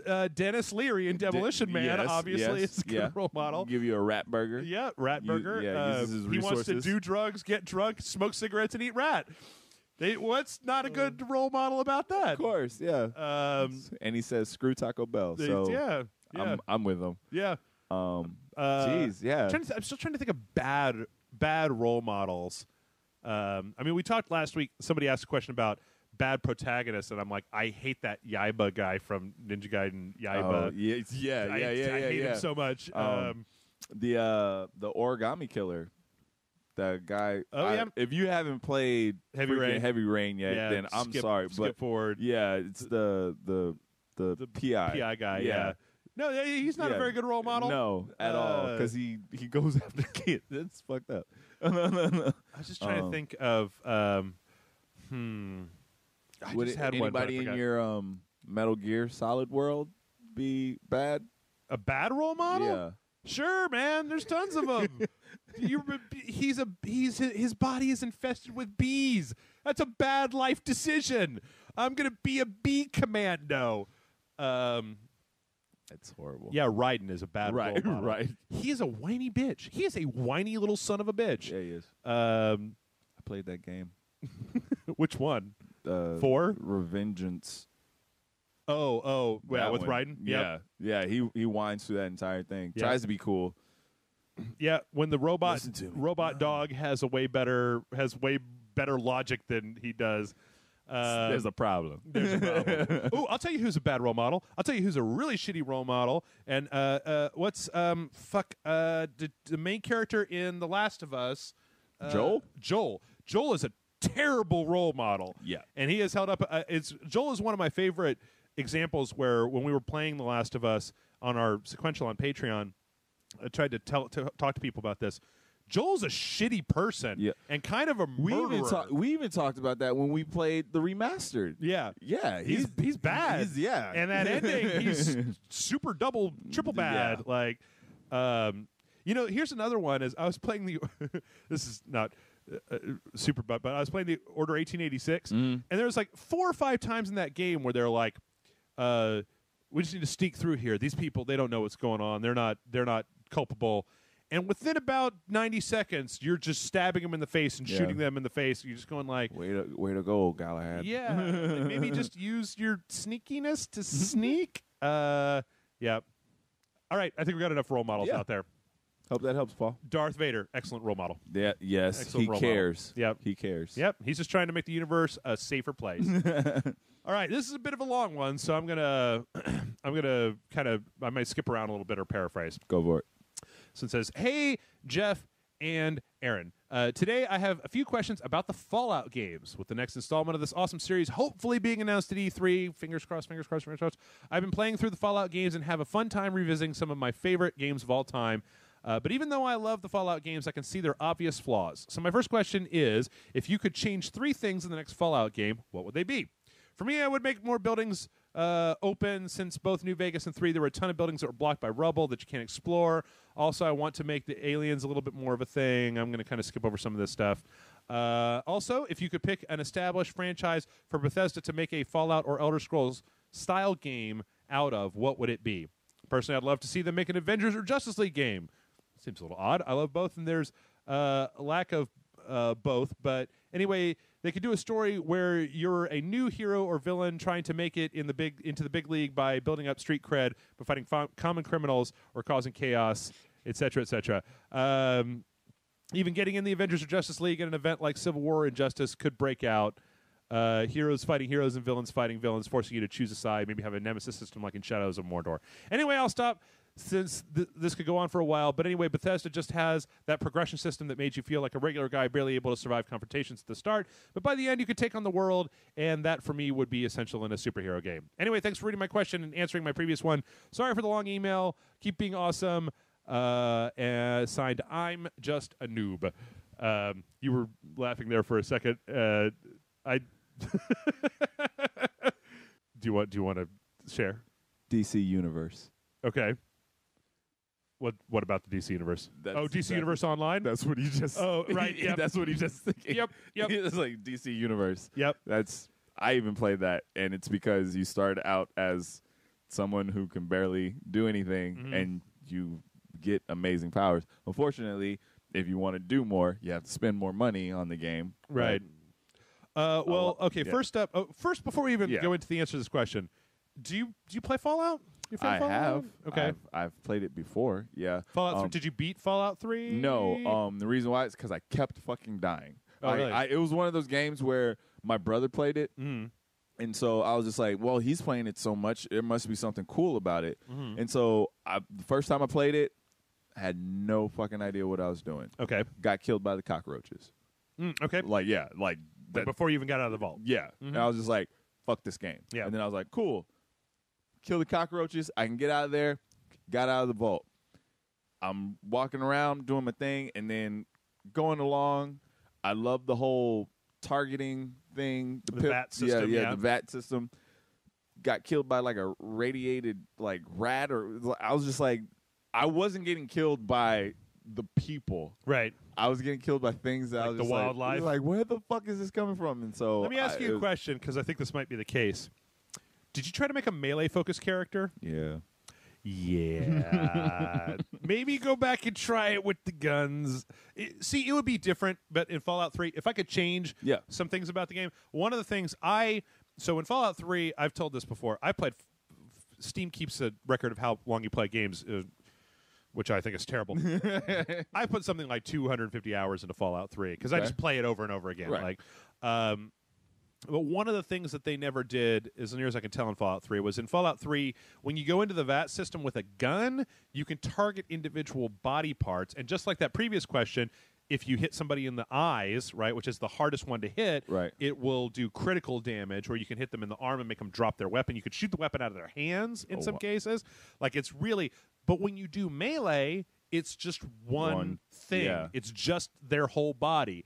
So I would definitely change that to make that kill more... him in the arm or hit him in the neck.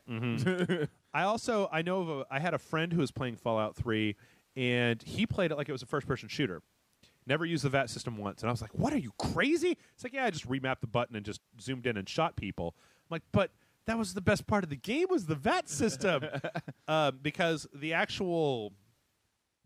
It's either the iron sights or the crosshair in Fallout 3 isn't exactly where your character is shooting, because it's based on stats. So if you try to play it like a first-person shooter, it's not gonna you can line up a shot, try to take it, and a lot of times it doesn't work because you're supposed to be using the VAT system. So I would probably tighten that up to the place to let you play it the way that you want to. Okay. I always feel like Bethesda games, like both Elder Scrolls and Fallout, they're so close to having like what would be a fully functional first-person shooter game in Fallout, or a fully functional third-person action game in Skyrim. If they just did a little bit more work, a little tweaking, like let you lock onto the character in third person so that you can circle them, put a little bit more time into because it's so rudimentary with just hold down for a... So that when we were watching like Elder Scrolls from a third-person point of view, it looks really awkward. Right. It's just two characters running around each other, and then somebody goes... Rah, rah. So I like to see them tighten that stuff up quite a bit. Other than that, though, I mean, like, I love Skyrim. I mean, you didn't. I never even played it. Never even played it. I knew, like, just really. Well, it's not that I don't like it because everything I've seen, I'm like, that's fucking awesome. Yeah. I knew. I have friends who are still playing Skyrim. Yep. And I'm like, oh, I can't fucking because I'm that person that'll be like, hey, Aaron, PlayStation. Yeah, it's cool, man. I'm just playing. I'm playing Skyrim. Man. I'm a werewolf. Hang on, man. I think the third thing that I would probably fix is that I didn't play Oblivion very much, and I didn't really play any of the Elder Scrolls games. I played each one of them a tiny bit before Skyrim. Mm-hmm. Skyrim has this problem, and Fallout 3 has this problem to a certain degree, where the world kind of has a challenge level, but the power progression in those games, it gets to a point where the games, it's like nobody's really thought out what to do when you get really powerful. Like in Fallout 3, I've said this before, and I've also said before that I play Fallout 3 on higher levels as a power fantasy. That's one of the reasons I don't like New Vegas, because I don't want a super big challenge from the game. Right. If I put 50 hours into maxing everything out, I want to be a super god.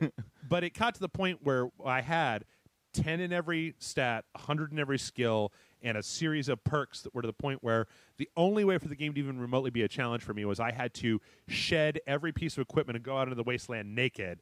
And even then, the first bandit that I punched to death, I get his gun, and it's shooting people in the eyes from 100 yards away, and their heads explode. So I maybe would like to see them. And Skyrim was the same way. And Skyrim was the way where once the first time I played it to a point where you could there was a spell that would make people forget you were there and turn back around that would pacify them. Yeah. So when you combine that with stealth, it means that people will see you and they'll run up to you. You pop them with the spell, and then they turn around. Then you pull out a dagger. You do 12x damage on them, and then when they turn around, if they're not dead, you just hit them in that face again with the spell. They turn back around.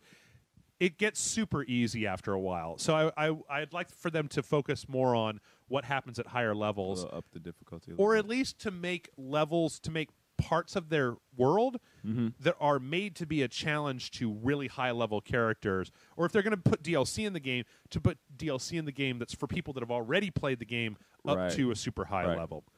Kind of like Destiny. What? Yeah. What? And then as far as an established franchise to make into that style of game, I don't know. I don't think Justice League would work, because I think I kind of want more button jamminess off of a Justice League game. I want to be punching somebody. DC Universe, yeah. Like with the Dragon Ball game that we're playing, right? Yeah. That'd be pretty awesome. Oh, you know what I would like to see that would probably work really well? If you remember when we played the game Lichdom Battle Mage, that was kind of like Skyrim? Like them battle mages?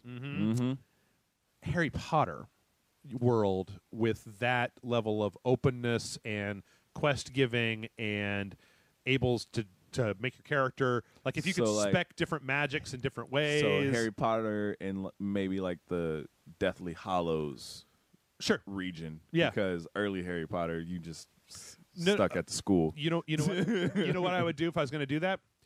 I'm sorry for saying Harry Potter. Harry Potter world, you're not Harry Potter. Word. You're some other kid, and you get to make a whole backstory, and here's you're coming into Hogwarts. That black kid that doesn't show up anymore. Right. Make it 5 acts that go over the years where Harry is there, where you're doing other stuff in tandem, but then let's explore the whole world and maybe even expand it a little bit further out. There's enough stuff in there that you can write some gray stuff over here and stuff over here. Yeah. You're not having to fight Voldemort. You just, You see it happening in the background. Right. No, yeah. I'd play that. I actually would play that. I'm a cinematic Harry Potter fan. Haven't read the books. I know. You should read the book. Leave me alone. Well, whatever. But I get the exact same thing from Game of Thrones fans, where I'm like, nope, I don't want to. Yeah, I don't want to. Yeah. The movies are amazing. But that world that you just created with that style of game, that Lichdom Battle Mages, that.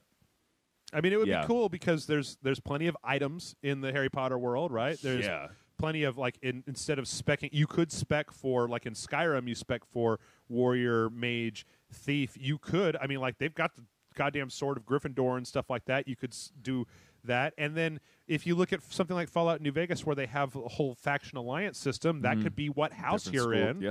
Which I'd love to play a goddamn Harry Potter game where I could play as a frickin' Ravenclaw and not dumbass Gryffindor. Sorry. Hufflepuff. Or a Slytherin. I'd love a game where you play as a Slytherin and it's like, yeah, they're not all evil bastards. For real. They're not all bad guys. You got that horrible thing where they go, it's essentially, the Sorting Hat is essentially telling you who's evil. Why don't you just pretend to have a House Slytherin, and then when it gets all those kids over there, then you just take them all out and back and you push them over the cliff, right? And be like, bye, guys. All right, sorry about that. Do we need our brooms? No. Yep. No, you don't. You were going to be evil anyway. All right. This next one comes in from Carl. Carl has a very interesting question. He says, hey, guys. Not sure why I didn't notice it sooner, but Moore's Law seems to be leveling off, which means that processor speed is not increasing with concentration of transistors per unit area. This mark seems to be set around 3 gigahertz. This is coming from leading technologies from IBM and Intel. With this in mind, it would mean that PCs are going to hit a processing brick wall, with consoles hitting the same problem after their current life cycle. So we could be in a position at the end of this current life cycle of consoles with no new device in sight. Not unless someone comes up with some fancy programming tricks or new age material / architecture. Thoughts, Carl? Do you know Moore's Law? Nope. Okay, I'm going to bring it up because I can't. I will say this, with what he's saying about unless someone comes up with some new stuff, like technology is always increasing. There's never going to be a wall that we hit that well, as the human race won't find a way to surpass. Okay, this is off the Wikipedia page. Moore's Law is the observation that over the history of computing hardware, the number of transistors in a dense integrated circuit doubles approximately every 2 years, right? Okay. So that's the way that we've been seeing the processing tech get faster and faster and faster, right. But that we're hitting a physical break point with the current processing, with the current production materials not being able to fit any more goddamn transistors on there, right? Okay. So I think that this probably is coming at a perfect time, because I keep looking at this infrastructure of the way that technology works and going, well, okay. Well, first of all, web browsing, processing, all that shit, that takes like a fraction of what we currently have as far as fast machines go. Right. The apps on your phone, they're nothing. They're garbage. But I keep looking at this stuff saying that if they can get a fiber optic backbone going in the U.S. over the next decade or so, that you're looking at a world where you don't have boxes full of transistors sitting in here anymore. You're streaming your stuff that is run off-site on a server farm. So in that case, you go, rather than having to build a bigger machine, you can build a way bigger machine than anybody would have in their house, but then let people run stuff on that remotely that then gets transferred back to them, right? Gaikai style, like the PlayStation Now stuff, right? Yeah. So instead of, like, when you say, in order to get any more processing power into my box, I'd have to have 5 CPUs and 3 video cards. But if you're just renting that from an off-site facility where they've already got all that stuff, then who cares? Yeah. So that's one solution. Also, I think that, they fancy programming tricks. If you are a fan of consoles, you've seen that games in the beginning of the console cycle do not look like games at the end of the console cycle. Nope. So engines are getting better. New tricks are happening. I have a feeling that we'll probably have a decade worth of stagnation of speed technology where they start looking around. But it's in these companies' best interest to keep developing new manufacturing techniques and technologies. So I have to assume that there's going to be groups of smart people out there working on this shit, right? Trying to figure out what the next thing is, whether it's some kind of quantum computing or some kind of nanotech transistors or something like that. I don't know. I'm just saying stuff from movies. It's wormholes, the space-time continuum, parallel realities, alternate dimensions. Other sliders. That's right, sliders. But then again, I also look at a lot of the stuff that's out these days, and I go, I don't know that what's needed is more processing power, because we're already starting to hit a point where the infrastructure that you need to make a game that looks super hot is so cumbersome and big that I almost feel like there's enough people who are shying away from that in certain ways because they're like, you're just trying to dazzle us. Again, I don't mean to spend this entire day pissing on the Order 1886, but like the Order 1886 is a firm example of something in my mind that I've seen a bunch of times before, where you've got a game that looks very pretty, gameplay elements not so great. Yeah, it's a visual masterpiece, but I would trade in that visual masterpiece if all those people looked like they did if the Order 1886 looked like Dishonored, like in big blocky TF2, yeah, but it had 3 times better storyline and it was 12 hours and the shooting was way better, I'd make that trade in a heartbeat. Yeah. Because pretty only goes so far. So remember that, ladies. That's right. This next one comes in from Lazy Krogan, who says, "Hello, Jeff and Aaron. I just recently started going to my cousin's house every Friday to show him video games to keep him sane while he deals with the stress of law school. I mainly want to show him games with a solid story. We just finished BioShock Infinite in just 2 weeks, and we shall start the DLC. So what are some games that have a good story and decent gameplay that I can show him? Also, he only has a PS3, so it needs to be games for that system. I could bring my systems, but I'm too lazy. Thank you for supplying all the content over the years from Lazy Krogan." Lazy Krogan, I know that you're a frequent watcher of Rage Select. I feel like you should be able to answer this question For real. yourself. But, off the top of my head, right. Infamous, Yep. Infamous 2, Right. and Infamous Festival of Blood. Okay. Grand Theft Auto 5. Correct. The Last of Us. Yeah. Uncharted 1, 2, and 3. Let's see. Arkham 1 and 2. Yeah, those work. Trying to think of stuff that isn't super long. I mean, take the stuff that we've already played on Sequential Saturday. Red Dead Redemption is oh my gosh. PS3 game you haven't seen before. Bulletstorm. I mean, I'm just naming the stuff that we've already played. Yeah. If you just want something that you really don't have to concentrate, Little Big Planet. Yeah. 1 and 2. I think if he's looking for story stuff, that might, I don't know. It's got an amazing story. Portal 1 and 2. Yeah. Both great games. Beat all those. God of War. This is a great franchise for the PS3 that you could go. Ascension. Yeah. God of War. Or just get the entire collection HD, now. Yeah. 1, 2, and 3.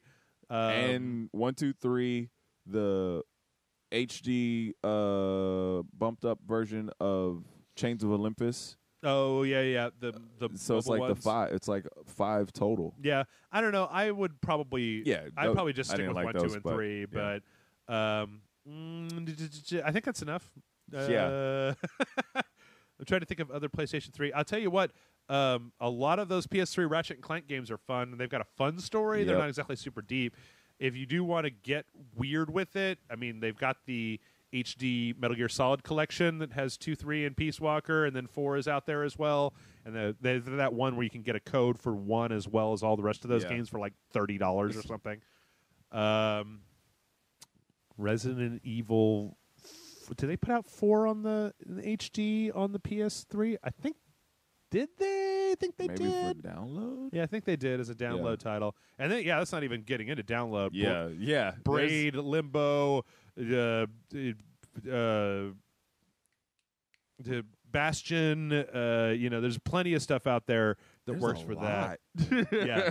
If he's not a person, I'd probably start with the more cinematic stuff. I'd probably start with Uncharted. Yeah, Uncharted, hands down. Or, you guys could just sit around and watch Rage Select videos. What if? Yeah. I've seen, and it's weird. I would not recommend Demon Souls, Dark Souls 2 in that list because they're not story-oriented enough. And you'll get pissed off. They require too much digging. Yeah. I'm looking. I've got like 2 PlayStation 3 games up here. Yeah. Was that Akiba's Trip? Yep, that's Akiba's Trip. Nope. Don't want to play Akiba's Trip. All right. Let's see. I think I'm going to go with what do we got here. No, we still got time for a few more questions. This one comes in from That Ninja. Dear Jeff and Aaron, wanted to say thank you to you guys for an awesome show. My place was broken into Tuesday, and after talking to the Popo, I had to clean up. While cleaning up, I simply clicked on your latest episode so I could at least listen to you while I worked. While extremely pissed, I did manage to crack a few smiles. You and Jason talking about the lack of a werewolf fuck party kept me from just shutting down entirely. Yeah, not a single. Oh yeah. I'm gonna take a quick tangent here. I'm gonna tell you this right now. Order 1886 has more dongs than any game I've ever played on the PlayStation. It actually total in the history of mankind. And the thing is, not really any need to have them. Like, I'm not one of those people who's just gonna be like, cover your eyes, it's dude shit. But it's like, okay, there was one scene with the prostitute that kind of made sense. There was another scene where it's like, you could really cut around this. There's no reason to be showing me this. Yeah. Anyway, but no screwing. Anyway, on to the question. What are your thoughts on games, movies, or any game in general that advertises itself early on in development as one thing, then over time turns into something else? My example would be Spore. It was advertised as a game meant to guide evolution, but when it was released, it felt more like a watered-down version of several other games, RTS, Space Sim, etc., with a great creature builder that you had to unlock through gameplay and space exploration. May you be blessed with the creamy tears from the great shaft of Lord Dongacles, that ninja. P.S. The only thing stolen were some watches and a laptop that overheats in 5 minutes or so, and a tablet I'm getting replaced with no real concern. Oh, that's good. P.P.S. I don't care if you read the first part on the podcast. My life is pretty open anyway. I would assume, that ninja, that if you write an email, I'm going to read it on the air. Oh, yeah, baby. We're going to read it. Like, I'm not going to skip over. Okay. And hi to those who stole your shit, because obviously you're happy about it because you're getting new stuff. I had a friend who I've told this story a few times before, but I have a friend who lived in this kind of a bad neighborhood down here, and there was this guy that was just walking around smashing in people's car windows and taking whatever they could get. So he got his car window smashed into. Neglected to really tell me this until I got my car window smashed in. But he had a box in his back seat that he had just been putting trash in his car into. It was around Christmas time. Window broken, box gone. Yep. Nothing else stolen. Nothing else in his car, really. So then that guy, my friend and I were hanging out, and then I go out to my car. He's walking out there with me. There's glass all over the street. I look up at my car, and I'm like, oh, my back window's smashed in. That's nice. And I had all these burned CDs of music at the time, just all over the road because they weren't worth anything, right? And then apparently what had happened was the guy broke into my car, and at the time I was in art school, and the only thing that was really in there outside of all these CDs that are worth nothing was my art bin full of like paintbrushes and paints and shit. And this dude was like super thug. Right. So he grabs that. His hat falls off in my car. He actually cut himself and bled into my car. And then he's walking down the street with my art bin, which just should not have looked right. Right. And apparently the cops were around, and they saw this guy, and they were like, hey, buddy, can we talk to you for a second? And they arrested him. Anyway, I did not get my window fixed. Anyway, advertise itself as something early on in development, changes before it comes out. I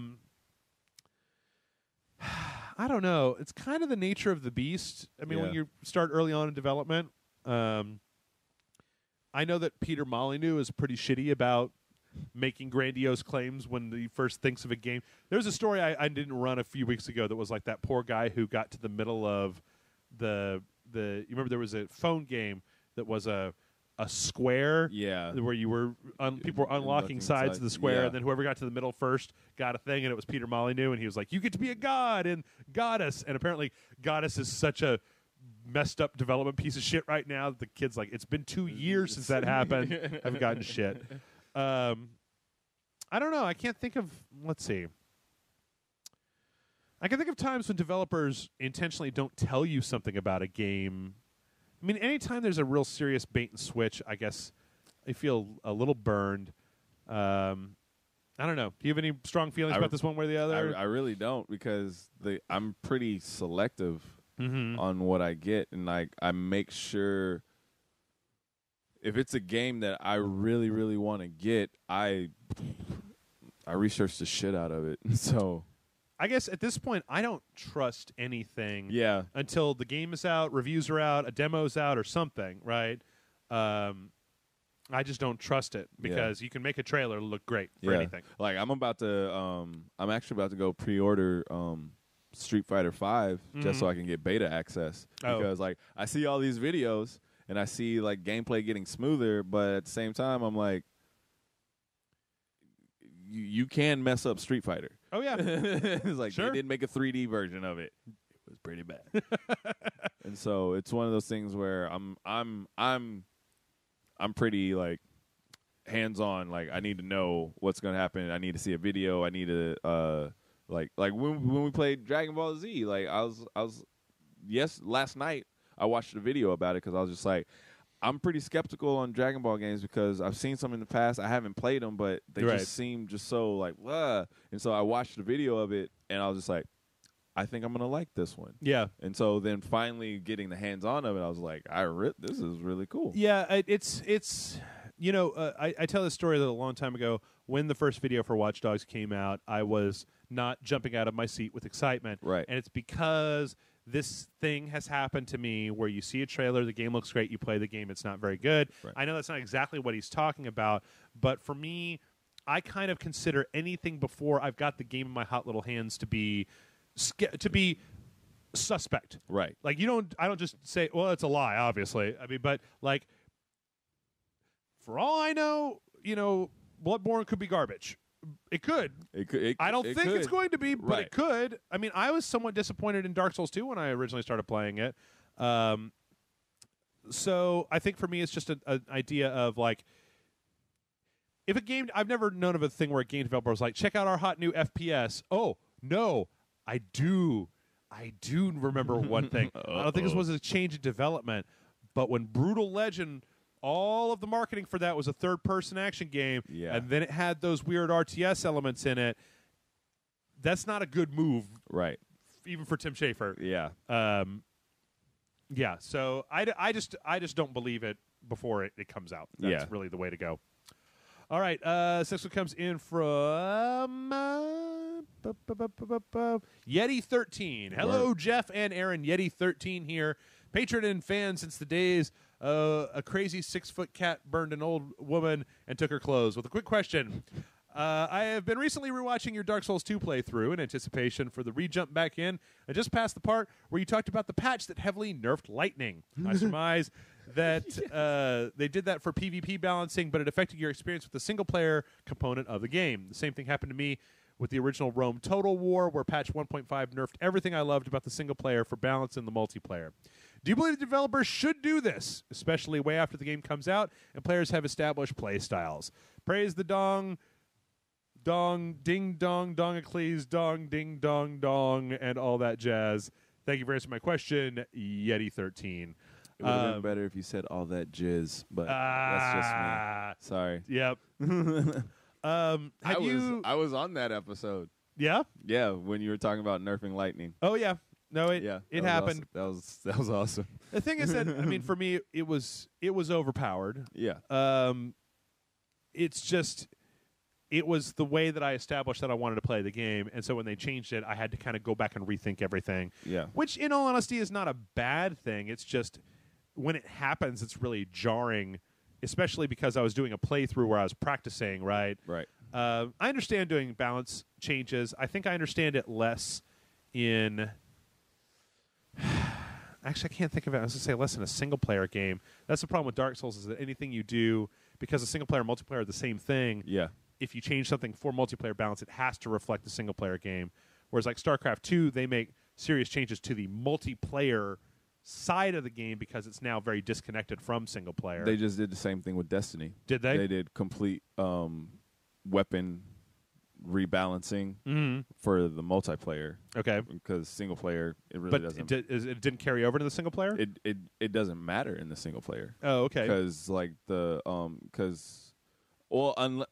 I need to read up on it, but I'm thinking that it's mainly for the multiplayer and like the raids and stuff like that. Mm-hmm. But when you go into like single player campaigns, you're fighting jabronis, and because I knew there was heavy weapon ammo shortage. Okay. And so they had to balance that so you can get more heavy weapon ammos. Yeah. And so because like after a while, everybody's got the same weapon, or everybody is like, yeah. And that's I feel like what that's I feel like a lot of times what those patches are there to do is that if everybody's using the exact same thing, you want it to be balanced enough. Like I've actually watched Blizzard will produce videos about the patches for StarCraft explaining what's going on, because you'll get people that just start using something and they want to keep it.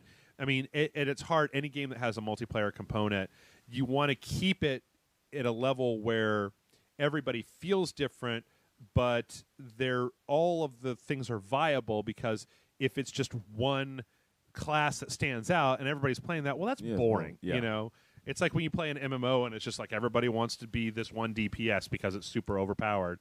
So I understand why it's there. It's a bummer, to be sure, when it hits you. Yeah. But I could say it's only hit me about 4 or 5 times over the course of my entire video game career. Yeah, and that's the other thing. Like, Yeti should like realize that these companies like don't take it personal. What's that? It's like, because you're saying like, it's like when you're already like like have your own play style and everything. It's like the company, they don't care. They don't care about us. They do, but I always thought it as like, once they got our money, they're going to do whatever they can to keep us playing it, but also at the same time along that road piss us off just a little bit. The thing that it's different. What am I trying to say here? For Dark Souls 2, I'm still upset because what they did to Lightning essentially made it unusable. Like they upped the damage, but they reduced the number of times that you can cast it, and the reduction in cast was so hard that it became fairly useless. And that would be different if it was Dark Souls 1 where you can't respec, but in Dark Souls 2 you can respec, so it's not a big deal. Yeti, look up some Ultra Street Fighter videos, like those patch videos, because those patches affect characters to where it's like certain moves you just shouldn't even do anymore, and those play styles are important, right? Because it's not.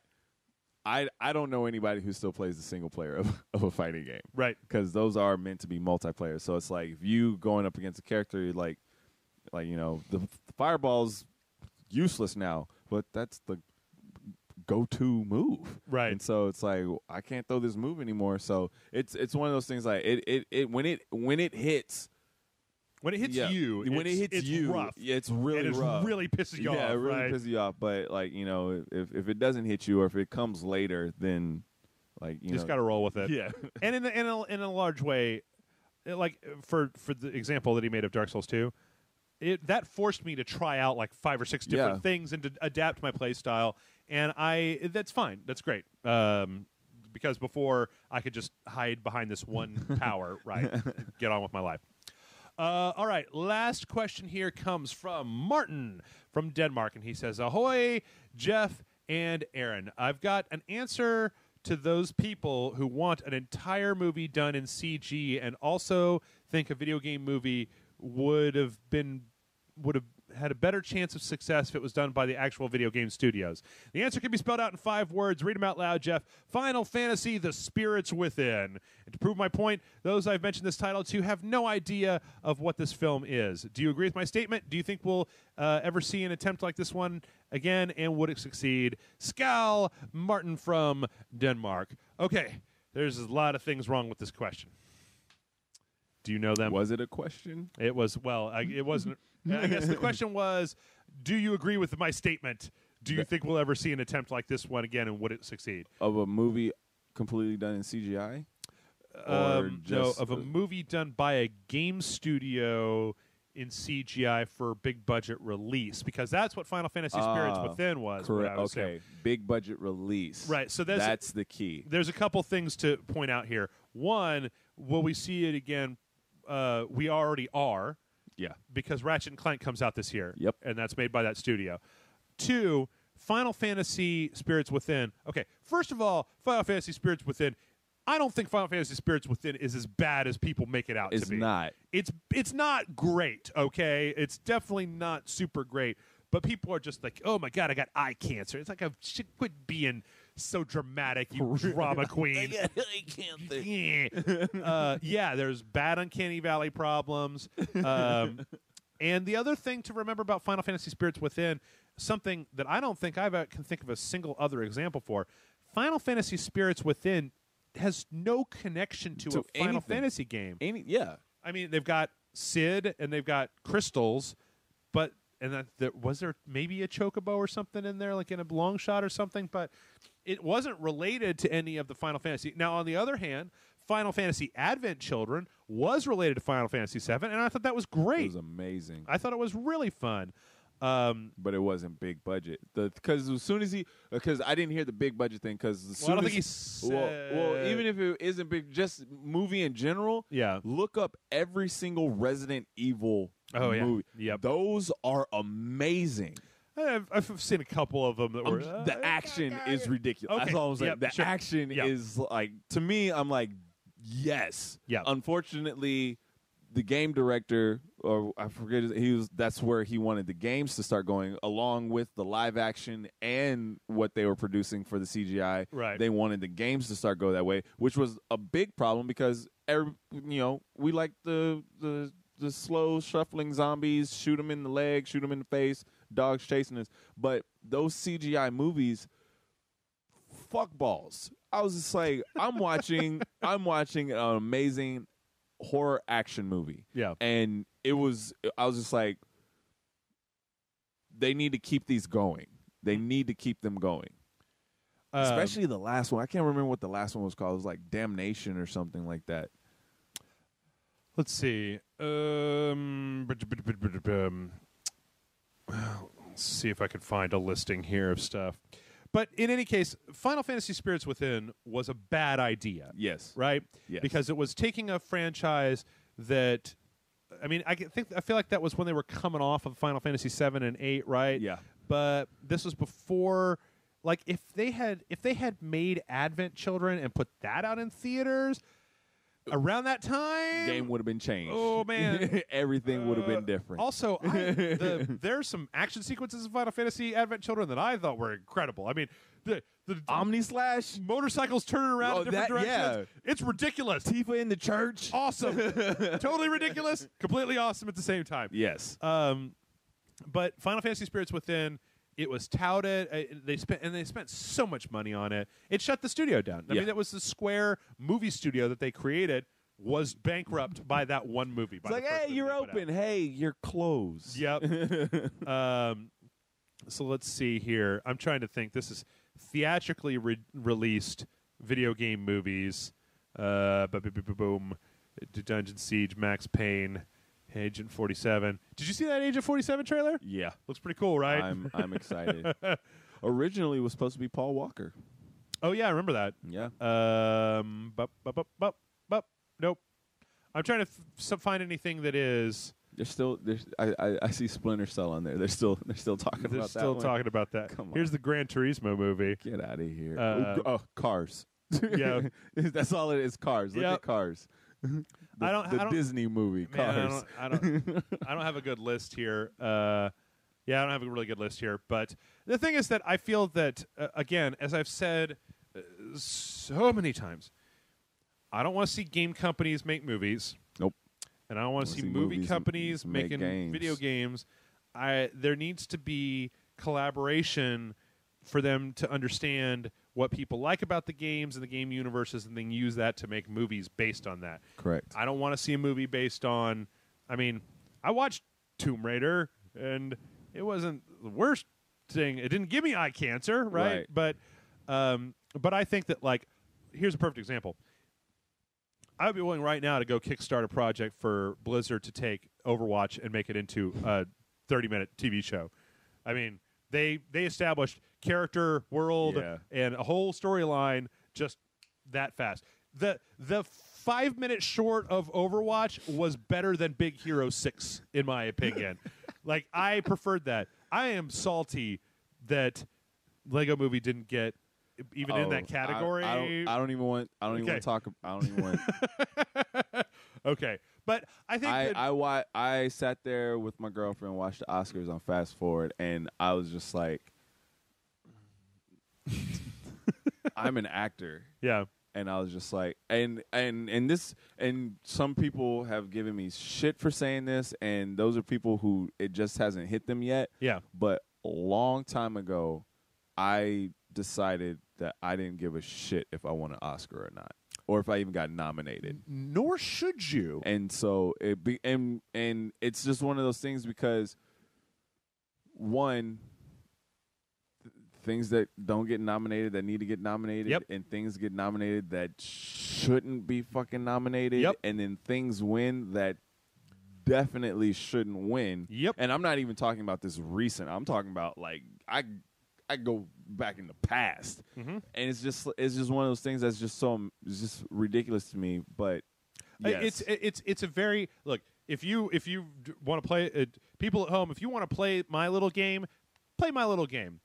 Go over to your DVD shelf or your Blu-ray shelf or your history of stuff that you've bought or rented online, and compare that list to the Academy Awards over the years.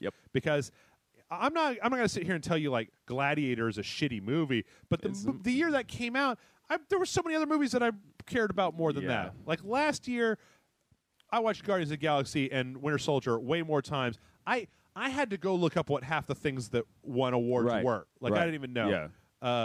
Birdman, fine. It was a really cool movie, but if you just go back and you look at what's won Academy Awards, you see that the Academy of Motion Pictures has a boner for very specific things, and they don't give a shit about other things. Things that make you feel like shit at the end of it. And I'm talking about the years of $1 Million Baby and Mystic River. Yeah.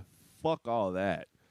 If you haven't seen those movies, don't watch them. I'm sorry. If you want, I am a stickler for like not wanting to feel like crap. After 2 hours of giving my life to a cinematic adventure. And it's just like, are you for real? And like, I understand. Like, I saw Gone Girl. That movie was awesome. It was. That's all I'm saying. That movie was. I was like, that kind of movie made, because like my girlfriend was excited to see it, and I was just like, man. And I have like other actor friends who are just like, oh, the book is just. I'm like, God, well, I don't want to see this movie. And she was just like, please. I'm like, all right. And I sit there and I'm watching the movie, and as soon as the switch happens, I'm like on the edge of my fucking seat, like looking over at her like, are you for real? This is what's happening right now? She never read the book, and she's like sitting there with her hands over her mouth like, holy shit. I'm leaving that place like, that movie's a shit.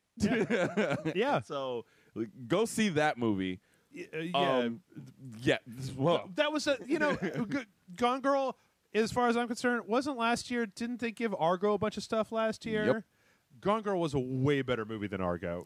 Like Argo, it's somebody on the Cracked podcast made a really wonderful, poignant remark saying, like, I thought it was a well-crafted movie. Everybody did a good job. I was entertained from start to finish. I will never watch it again. I'll probably forget about it in a year. Like, but I look over this stuff, especially when you get back into the 90s and you get like where Shawshank Redemption lost to Forrest Gump, I guess, and Shakespeare in Love beat out like the year that like Pulp Fiction was out or something like that. Like the movies that were quintessential to your development, they get firmly snubbed. And God forbid you're a science fiction, action, or now superhero movie, because I didn't watch the Academy Awards, but apparently I read all that stuff where it was like, apparently they spent a good amount of time just kind of flipping the bird to superhero movies. It's like, oh, just lowbrow bullshit.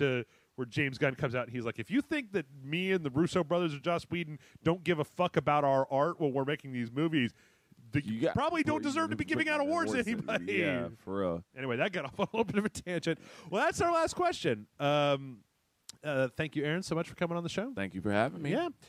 If you guys want to send in your questions, mail@rageselect.com is the email address. That is mail@rageselect.com. We will be back tomorrow with another brand new video. Hope you enjoyed the stream of whatever it is we played today. And we'll catch you next time.